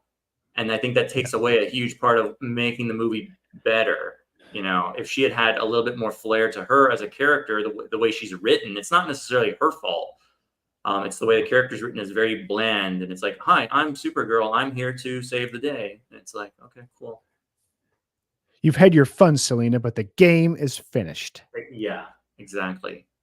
Thank you. Love it. I forgot about that part. Yes. Love it. Great. Superman 4, The Quest for Peace. The Quest for Peace. An issues movie, a very important movie for nuclear disarmament. It was not as heavy on the issues as I thought it would be. What do you think about this movie? I'm gonna go out on a limb and defend this movie, and I will too. Enjoy it. It's not good. It's not good, but it's earnest. It's true. It has a mission statement. They clearly wanted to make a good movie. Okay, everyone here wants to make a good movie. They just have no money. They have no money to make a good movie. So they tried their best. It doesn't work 100%, but it's watchable. It's fun. It's goofy. It takes itself seriously in the right moments. And it feels very matinee to me. It feels very pulpy. Like an episode of the Superman show. Yes. If this was an 80s Superman TV show, this would be a great episode. Superman versus the Nuclear Man. I'll take it. Yep. Yeah, I agree. I don't have much more to say other than I think it brings back, or tries to, a little bit of the energy of the first two movies and really makes 3 look like an aberration. Right. Yes. Because there's great Lois Lane moments with Clark and her. I like the attempt at doing a little, Clark Kent has to pretend to be Clark and Superman at the same time. They don't totally pull it off, but they're trying, and it's a good idea, and I like the love triangle thing they had going on that kind of is, it's fun. There's a lot to like. I thought the opening was good. Nuclear Man is obviously terrible, but that's I think Gene Hackman is part of the movie. Yeah. Yeah, Gene Hackman is good in it. I mean, I kind of forgot a lot about it since I watched it, but I watched it and I was like, this is not bad. This is fine. This is earnest. Its heart's in the right place. It's not terrible. I like to piggyback off what you just said. Yeah, I mean, they definitely harken back to the core principles of what makes a Superman movie, right? So you have all the stuff that the heart of the story starts. It starts in the newsroom. It starts in Metropolis. We have some Daily Planet issues that are going on. That the paper's being taken over by a National Enquirer style paper that wants to emphasize, exploitation and sensationalism. So you have that going on. Meanwhile, you have these very, important, relevant nuclear war topics going on. Yes, some of it's a little hokey that a little child writes a letter to Superman to get him to do nuclear disarmament, and he goes to the UN and all that. But otherwise, they tried their best. If Nuclear Man had been a little bit more of a sophisticated character and not just destroy Superman, I destroy Superman. Yeah.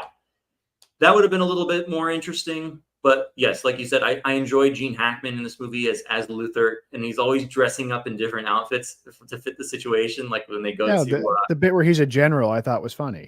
Yes, that's so. And also when he goes to the museum dressed as a tourist, Well, and that's a good idea. It's like, we have a piece of Superman's hair to lift this thing. How cool! Yeah. No, I think he should have had some sort of kryptonite laser cutter to cut Superman's hair, rather than just a fucking pair of tweezers or something. Yeah. But did you like John? I like John Cryer as Lenny. Didn't hate him. Didn't hate him. Everything I'd heard about this. he was a fine little goofy sidekick. I mean, like everything I heard about this film, which is why it was so bad, I was ready for. Nuclear Man. Okay, yeah, he's bad, but like, what are you gonna do? I get what they were trying to do, and this movie seems hokey in the Reaganite '80s, but it kind of harkens back to a very old school liberal tradition. I would say like the FDR era, in which Superman was spawned. There's a Mhm. movie I've talked about before on my channel called Gabriel Over the White House, which is a Yep. film where the president becomes like an absolute dictator and like does basically everything an FDR Democrat would want, like by force. This is a very popular film. He legalizes alcohol and then goes to war with the mob and uses all the money from alcohol proceeds to give to the poor who are affected by the depression.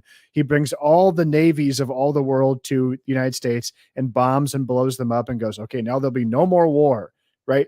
This is the movie that Jerry Siegel and Joe Shuster would have signed off on, right? Yeah. Oh, I watched Gabriel Over the White House because you Oh, had you mentioned. did? Yeah. I enjoyed it. It's Very interesting totally movie. bizarre movie though, like just totally off the walls. But yes, I agree. Superman in the Golden Age was a crusader for social justice, as people like to say it nowadays. But Yeah. issues focused about tackling greedy landlords or companies that were exploiting people and stuff like that. So obviously Christopher Reeve needed an incentive to come back. He was a big lefty. He felt very strongly about nuclear disarmament and the proliferation of nuclear weapons. It's not an unreasonable topic to discuss. It just feels a little out of place in a Superman movie where you can take care of everything with a snap of your fingers, and literally putting all nuclear warheads into a giant net and throwing them into the sun. Although you might be worried that might detonate the sun. I don't know. That's also a consideration. You know what I think would have been better? Yeah, that would have been bad, probably. The sun goes like supernova from nuclear weapons like detonating on the surface. I don't know. I mean, I'm not a nuclear scientist, but I don't know that could happen too. If they had to save money, cut out Nuclear Man and have it be that Lex Luthor gets with two rogue evil generals from both America and Russia who are like, oh no, I want war. Like, and they get them together to frame Superman or make him look bad or, something like that. Right. You got to give them credit though for having a physical threat for him to fight in the movie. You got to give them credit for that because they didn't have the money. Was not present in 1 or 3, and they did have it in 2, and it was a big draw to have him fight the Phantom Zone people. But it's kind of cool to actually have a physical threat for Superman to fight. So I will give them that for Nuclear Man, as badly executed as it is. And I think, like we said, the special effects are extremely cheap and primitive. And I don't mind it so much because that this is cheapo movie. So, and they're trying their best, and that Christopher Reeve, who is leading the charge on this, had his heart in the right place and wanted to do a good Superman movie for the fans. Yeah. Right. And you know what? When it was all over with, I had not wanted to watch Superman 3 or 4 for the longest time because I thought it would be like a bummer and like a damper on the quality of the first one and to a certain extent the second film. But when I watched this movie and they used that bit where Christopher Reeve has his hands behind his back and he's sauntering past the earth flying and he kind of smiles at the camera, I'm like, you know what? This is a solid, nice, happy quadrilogy of movies, and I'm not unhappy that I watched it. Yeah. This movie is unfairly maligned. It's not a masterpiece. It's not a great movie, but it's a solid 80s, matinee adventure film that it's definitely skewed more lower age for children, teenagers, but it's not something that I can't watch and not appreciate some things about it. We were talking on the phone and you were saying it reminded you of like a Captain Planet episode. Yeah. Oh yeah. No, not for wrong. Sure. Yeah, not wrong. And but I think that I don't get annoyed by issues movies nowadays. People complain, oh, they're throwing their politics in here. I don't know. I think this is an appropriate level to insert it, that there's a message, but it doesn't. It's not like it's not even at the end. Even at the end, though, Superman like renounces his idea, and he's like, you know what? I tried, but I really shouldn't get involved in the affairs of governments and men. Yeah. And like, it's like, okay, he didn't solve all the world's problems, but he defeats Nuclear Man and Lex Luthor and Ducky from Pretty in Pink and John Cryer, who eventually went on to play Lex Luthor in the Superman right? He did, right? In Supergirl. In the Supergirl. Yes, he Okay. he's a great Luthor, by the way, in that show, with Okay. a goatee as Luthor. Yeah, Okay. great addition to the show. That show, Take a refer. unfortunately, by the time he entered into the show was in free fall and terrible quality. But Oh, he's good in the Crisis on Infinite Earths like crossover and some other stuff. But well, what I'll first say season about of this. Supergirl Good. is phenomenal. You should definitely watch the first season of Supergirl TV show. It's phenomenal. Love it. Love it, love it, love it. And then when they moved to the So my CW, it's crap. bad. My wife asked me. She goes, "What's your newest? What's your next podcast?" And I said, "The Superman movies." She was like, Lame. You're gonna have to watch that on your own." I was like, oh, well, I was like, come on, you know, like, they're good. And then she walked in on me watching Superman 3 at the moment when Oh, the sister is getting turned into a robot or something. And she's like, what the fuck is this? And I'm like, you know, but it's like, more timing, I'm afraid. yeah. But you know what? I think the moment when Lois falls off the building in Superman 4 and they fly around and are reunited again, it's a great conceit and a good moment, but it's undercut by bad special effects that are just distracting. But I don't hold that against the movie. I think everyone has said this movie sucks and is terrible only because of the special effects. And No, that's a really that's not a myopic valid way. criticism. Yeah. No, I don't agree. Yeah, exactly. You kind of watch it and you're just like, I wish they had a little more money here, but No, I its think heart's in the right it is place. a fair criticism and because I don't want to sound like we're contradictory Apologizing. or no, but like hypocrites about certain things. Like you can criticize movies for special effects as a detriment to the movie, but like it's when they spend hundreds of millions of dollars on these new movies and they look like garbage in the special effects department. Like that's a valid criticism. This one, they didn't have a budget. They're running on toilet paper and dental floss here. Okay. Yeah, So the fact that they made a movie as good as it is, I think that should be applauded. Okay. They didn't absolutely. spend $500 million making this movie and it looks like garbage. Okay. Right. Yeah. And Okay. it's too bad, You mentioned the Lois Lane scene, and I totally forgot about this until just now. What the yeah. hell was that scene about where she knows that he's Superman? They And then fly he around. turns her back to, I Yeah. don't, What I don't happened know. there? What was that about? I don't know. I don't know. Because it would have been more fun if in the scene with Mariel Hemingway that Lois was helping him like cover for him being Yeah. Superman. Why did he have to tell her he was Superman and then kiss her and make her forget again? That's why that's why I said I enjoy when she's in on the secret, when they're together. I think it's just Yeah, a much more, absolutely. there's so many more avenues and doors that open from that possibility when she's helping him out. 100%. And I thought she was going to be like that for the rest of the movie. And then he super kissed it away. And I was like, well, why did you do that? But remember, we're still in an era where they had not revealed the identity in the comics even. So that didn't happen Oh, until really? early 90s, early mid 90s. Oh, So, wow. and this is very interesting that this is the only movie that came out post Crisis on Infinite Earths when the Superman mythology had been revamped in the comics. Okay, so all these other movies were pre-Crisis, right? We have that very silver and Bronze Age Superman that we think about from the old times. In 1985, after Crisis, John Byrne came on and revamped the entire Superman mythology. And so we have a different status quo that they could have pulled from, but we have this very kind of old-fashioned movie coming out in 1987. So it feels like there was an opportunity there that was missed to mine something new that was just totally missed. One of the things I like about these movies so much, and especially this one too, it's present, is when you have some kind of authority figure, like the fireman in Superman 3 or the president in Superman 2, that treats Superman as like a very serious, real person. Like when Superman lands at the fire, he's like, "What can I do, Chief?" "Well, Superman, boy, the fire is really raging." I love that. And when the president is like, "There's one man who won't kneel before you. Who is this fool?" Right? And then when he's on TV and he goes, "Superman, Superman, help us." Yeah, that gives me chills almost. Right? I can't explain it. Great stuff. I've been grasping for an explanation, but I can't do it. But there's literally no other superhero that you could do that with. Maybe Captain America, maybe, but unlikely. You're not going to be like, "Oh, Spider-Man, please come to the White House and save me." Batman, it's like, no, Superman. Yep. The greatest of all time. The greatest of all, the GOAT, the ultimate superhero. You're exactly correct. I have no faith for this new Superman movie. I'm sorry to say. The James Gunn. I showed my wife. I go, they're making a new Superman. She goes, a new Superman? I'm like, yeah, here's the picture. I'm like, what do you think of the costume? They all look the same to me. It's like, oh, it's very different. I think they really did like, themselves a disservice with that teaser poster that showed him putting on the boots, like as if like, oh, I have to go save the world. Oh, can't these people take care of themselves? Yeah, that it looked like very much a woe is me guy. Yeah, like while the building is being blown up by a laser in back of him, you know. That was some kind of marketing team decision. That I don't think that was a.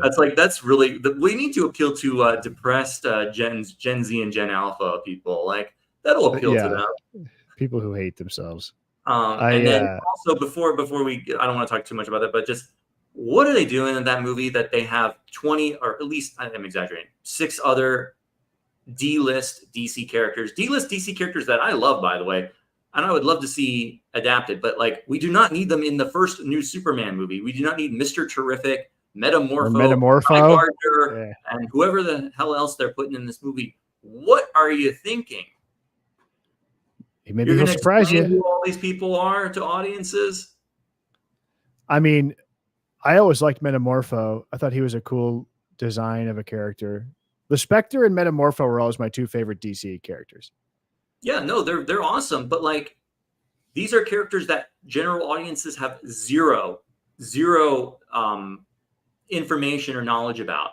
Okay, so if you're going to reintroduce Superman and his world, you already have a tall task to do, and a villain and whoever else is going on. Now you're going to introduce random ass DC characters who have no connection to the Superman world in this movie. I think it's a big mistake. I mean, it's destined for failure. All I can say is I like the casting of Lois and Clark. Sure.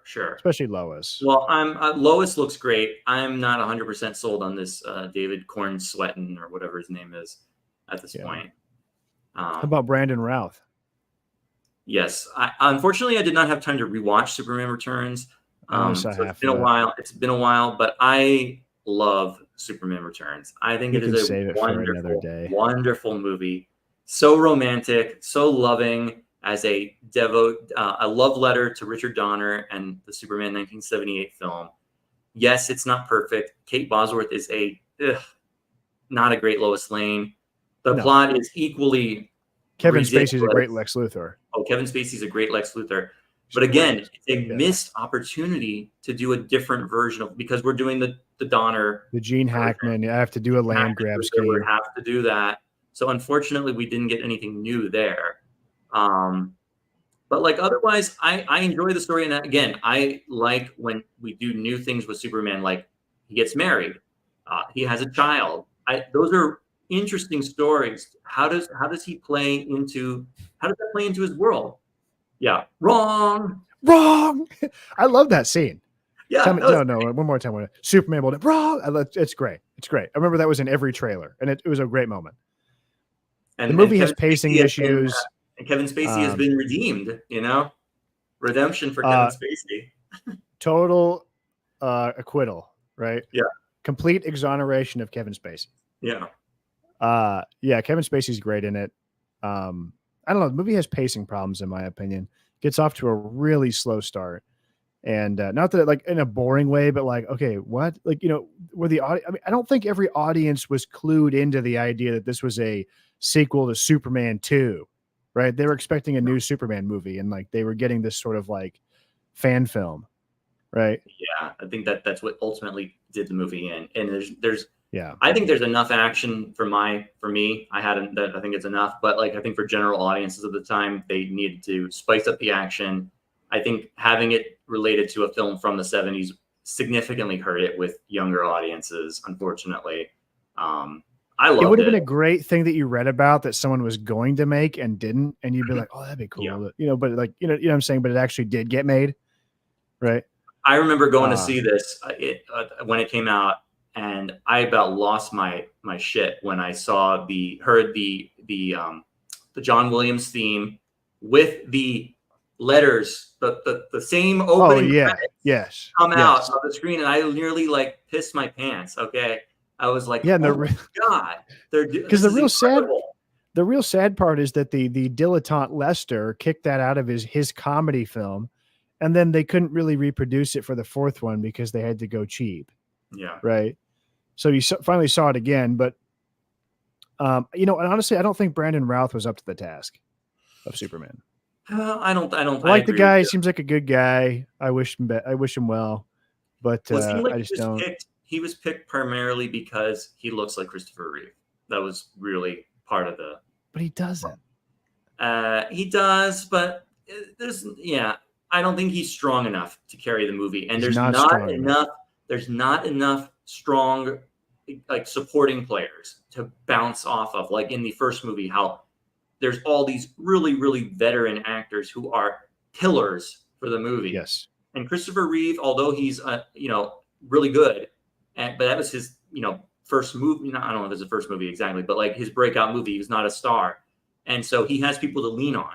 Brandon Routh really didn't have anyone to lean on other than Kevin Spacey being like the one pillar of the movie. Completely. Yeah, I'm 100%. And I think Kate Bosworth also Kate Bosworth is not in the league of Margot Kidder. No, and she's kind of I don't know, a TV actress in my opinion. Yeah, I mean, and Brandon Routh, I remember at the time I was young, but yeah, he's from Iowa, right? Mm-hmm. And they picked him because they wanted to, and they had the premiere of the movie in Iowa. Oh, nice. Yeah, and that was a very big to do back when I was a kid. I think they kind of saw it as a Smallville style, like tie-in kind of thing, right?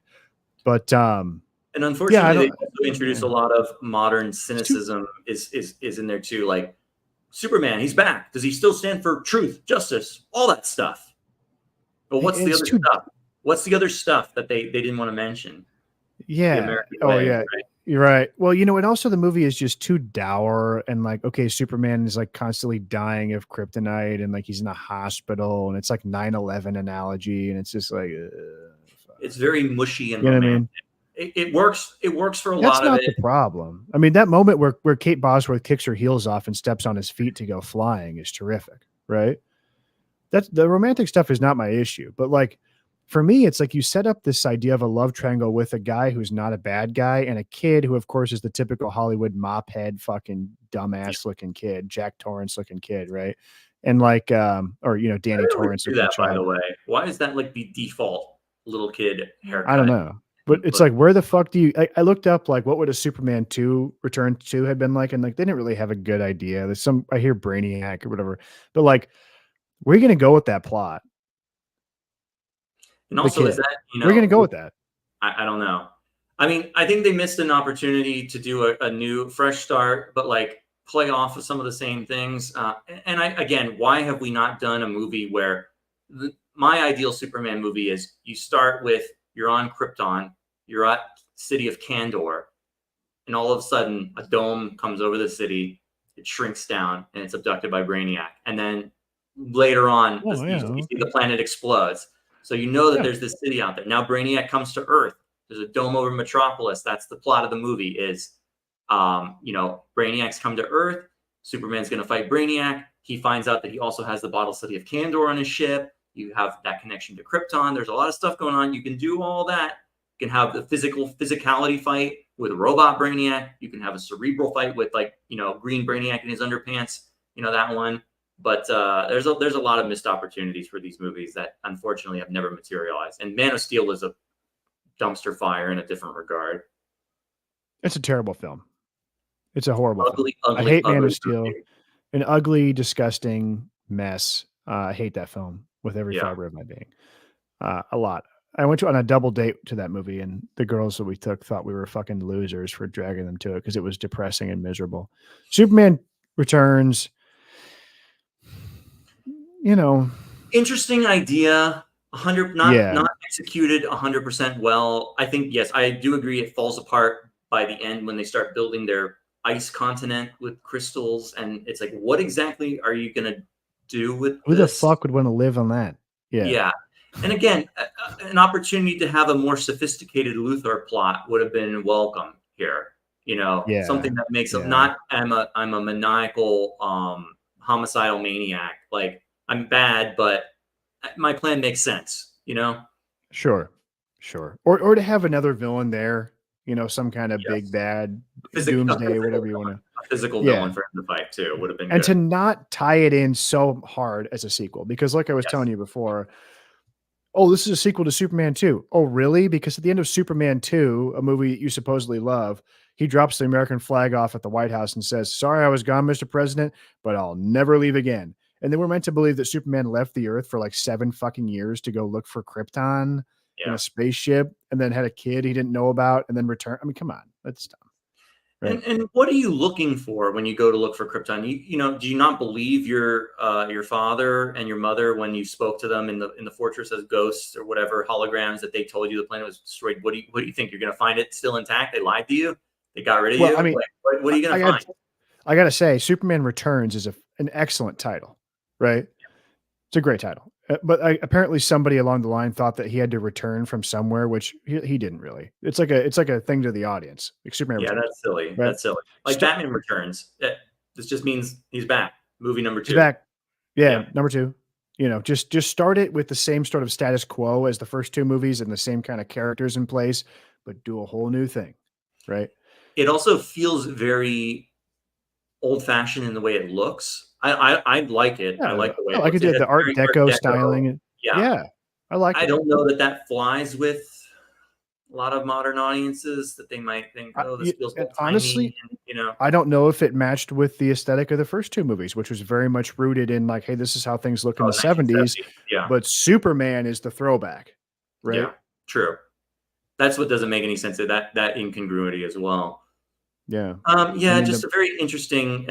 Bryan Singer, was he really the right choice for this? As someone who had done the X-Men films very well, I don't know.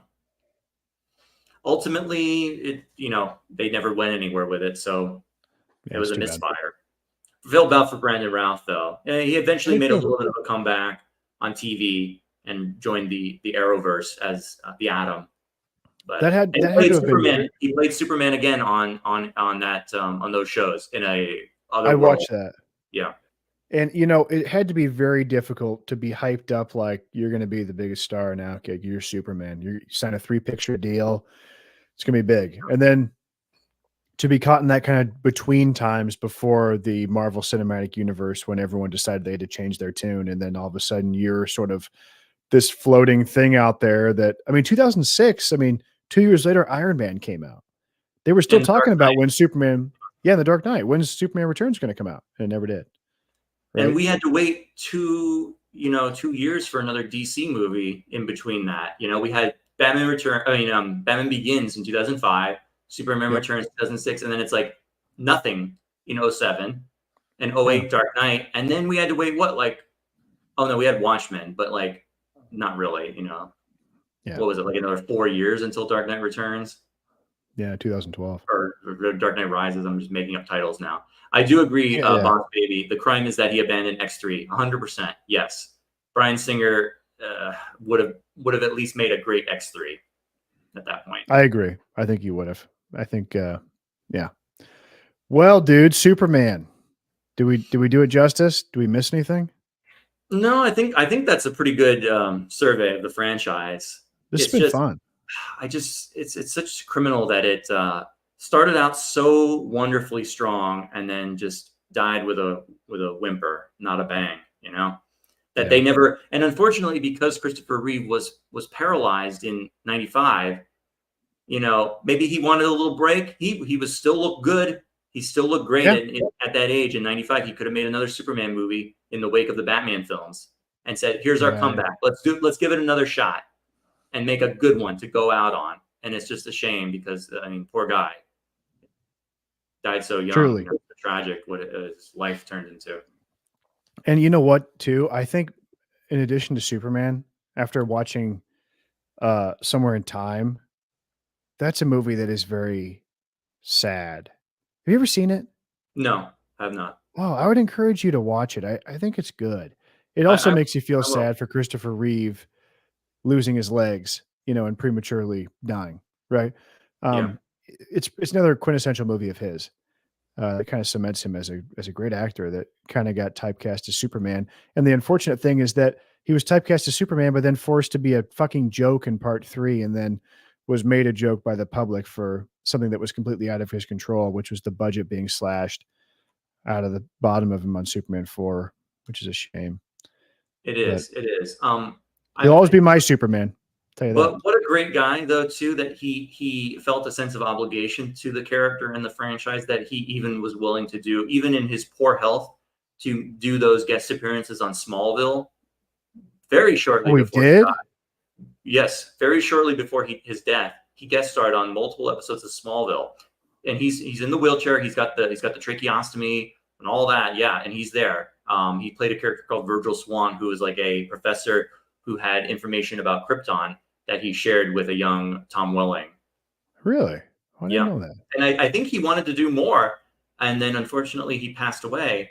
And they mentioned it later in the show that the Dr. Swan had died as well. You know, it was a big deal. That was a huge deal at the time when Christopher Reeve going to guest star on Smallville. Oh, sure. Yeah, that's to cool. really legitimize that show at that point. Which was still pretty early on. I don't remember if it was year 2 or 3. Oh, really? I'll have to look that up after this. But... yeah.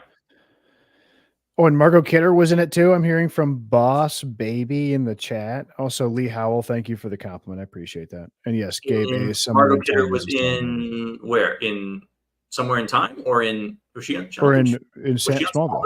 I don't remember. That I don't remember. I didn't think she actually made it on. Margot Kidder in Brian De Palma's Sisters, a complete babe. So hot. Oh, she did. Okay, I totally forgot that she was also in there. Okay, my bad. Really? Oh, that's cool. Yeah.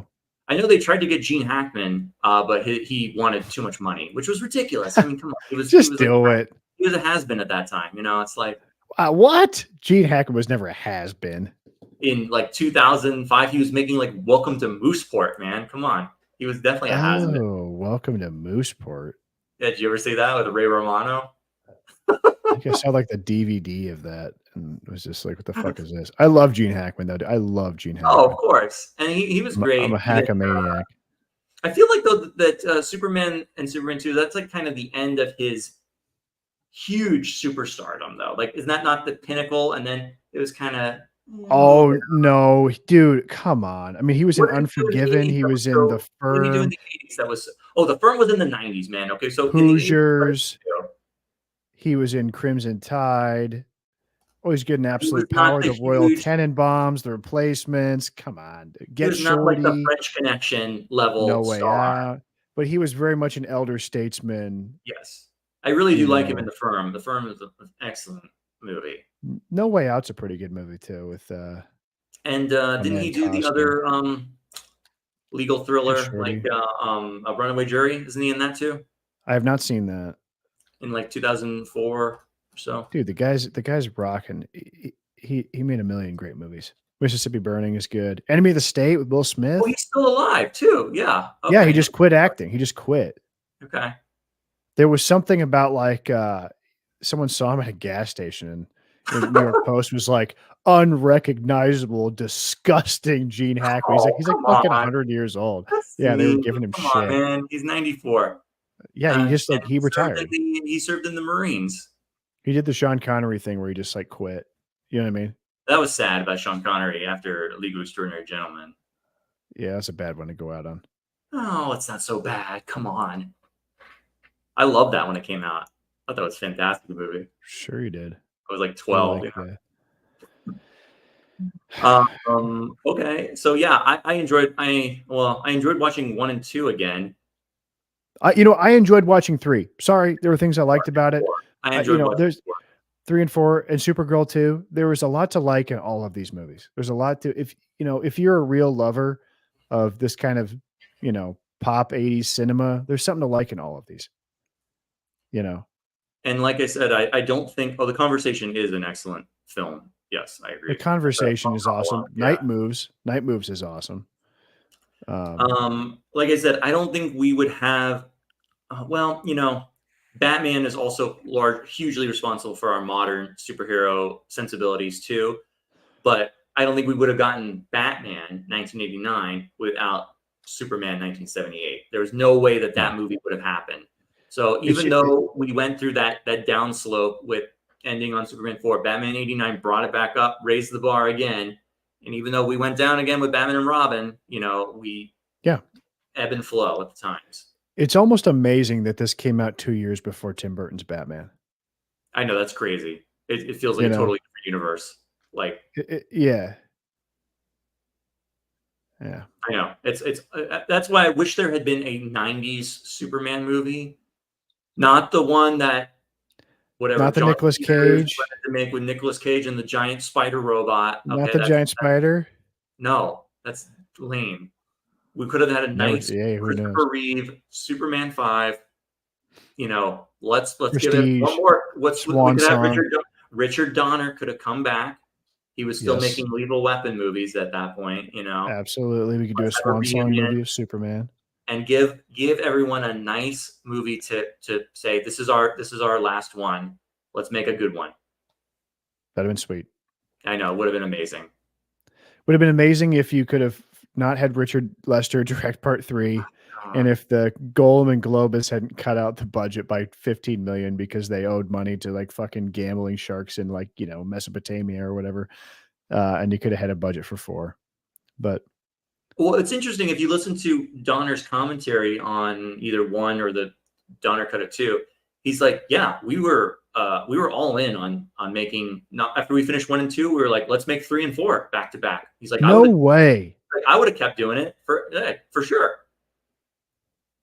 What an amazing work. This is like as a big of a loss as we're going to fire John Milius after Conan 1. Yeah. He had 2 and 3 lined up. That would have been one of the great trilogies of the. But instead we had to go. Shit. And Donner and Mankiewicz were like, yeah, we'll do 3 and 4, and we'll get Chris and Margot and everybody to come on, keep going. He's like, who knows how many we would have made. That could have been really allowed to do it, and I'm sure they would have been much more wildly successful than 3 and 4. Yeah, could have been. Yes, and yes, in the Flash movie, they do have a CGI Nick Cage fighting a giant spider. It's like, less said about that movie, the better. Well, hey guys, thanks for tuning into the show. That's cool. We had a lively chat tonight. That's always fun. Yeah, I'm glad. Hopefully, we'll get some buzz going at this one. What's our next show? So I'm going to be busy for the rest of the month, guys. I apologize. There's probably not going to be a lot of content coming out of my YouTube channel here. I'm making a motion picture, and I have to film it. Now? So you're one of those. So you're one of those YouTubers, movie YouTubers. That's a failed filmmaker. All right. I'm a failed filmmaker, YouTube critic. Right. Well, if you think it's so easy, why don't you make a movie? So are you going to go soft and not criticize other movies because of you're a filmmaker now? Okay. Like Chris Stuckman, I realize now how hard it is to make a movie. And so I'm only going to give positive notes. Here's the reason my movie is going to be a C+ movie. Now it's going to be good. You're going to want to see it, but it is sort of like it'll be the ravings of kind of a madman. And it'll be, I'm okay if you guys criticize it and say, hey, this movie makes no sense, or it's all over the place, or it's self-indulgent. Just don't give me shit if people's hairdos don't match from scene to scene, because it's taken me 5 fucking years to make this movie. That's not helpful criticism. But it'll be good. But yeah, the only reason this movie is bad is because of me, and it's my fault. So I have no compunction about criticizing other people's movies, because I realize now, after having made one, that how you make a bad movie is by not being prepared for certain scenes, or going off your first draft and rewriting it 7 times. So criticize away. But I look forward I'll be busy doing that for the rest of the month. Yeah, I think it's going to be good. I'm pretty proud of it. I'm happy. It's the kind of thing I wanted to make and see. And if you don't like it, then that's fine. Not your thing. So as I mentioned to you briefly, I think a great topic for a future live stream would be the Psycho series. Yeah, I'm all in for that. 1 through 4 plus the Gus Van Sant remake. Yep. That's a potential one right there. The Omen. I don't want to only do horror though. We need to find something else. But the horror, honestly, as far as like my channel goes, it's horror. It's Halloween September 1, right? Okay. We might as well. And then I was speaking to a special guest who I haven't told you about this yet, but I talked to a guy who I wanted to get on our live stream Okay. who wants to do Jalo. Oh, that would be great. He's picked 4 Jalo. Do you need some time to prepare for that though? Because Yeah, same. He gave me a good recommendation for a book, and he was like, "Let me pick 4 of the greats by 4 of the great directors." okay. You know, and he's a I have good curator. limited experience with this. I've seen a few Argento and Fulci, but there's a lot. Same. There's a lot out there. He messaged me and I'm like, well, I'd like to get you on the show. And he's like, I'm like, what would you want to do? And he was like, well, how about Jalo? I'm like, well, I've seen Tenebrae and Suspiria, Inferno, and Blood and Black Lace and Bava stuff. But yeah. I'm kind of interested in like getting into it. So yeah, for sure. And also, don't forget, we had talked with another guest about doing a he's live in the chat. What's up? To talk about from Beyond, Stuart Gordon's From Beyond, and possibly some Twilight Zone episode. I'm with. So after July, it's gonna be horror all the way down for a long time. That's fine. Yeah, we're good at that. With me. We'll always think of something else, but we did 3 shows on Hammer. Yeah, Hitchcock's always a great topic, although we might sound like total Hitchcock neophytes. Yeah, you're right. I love Hitchcock. Just listen to like the you ever listen to the William Friedkin commentary on Vertigo? Oh yeah, it's great.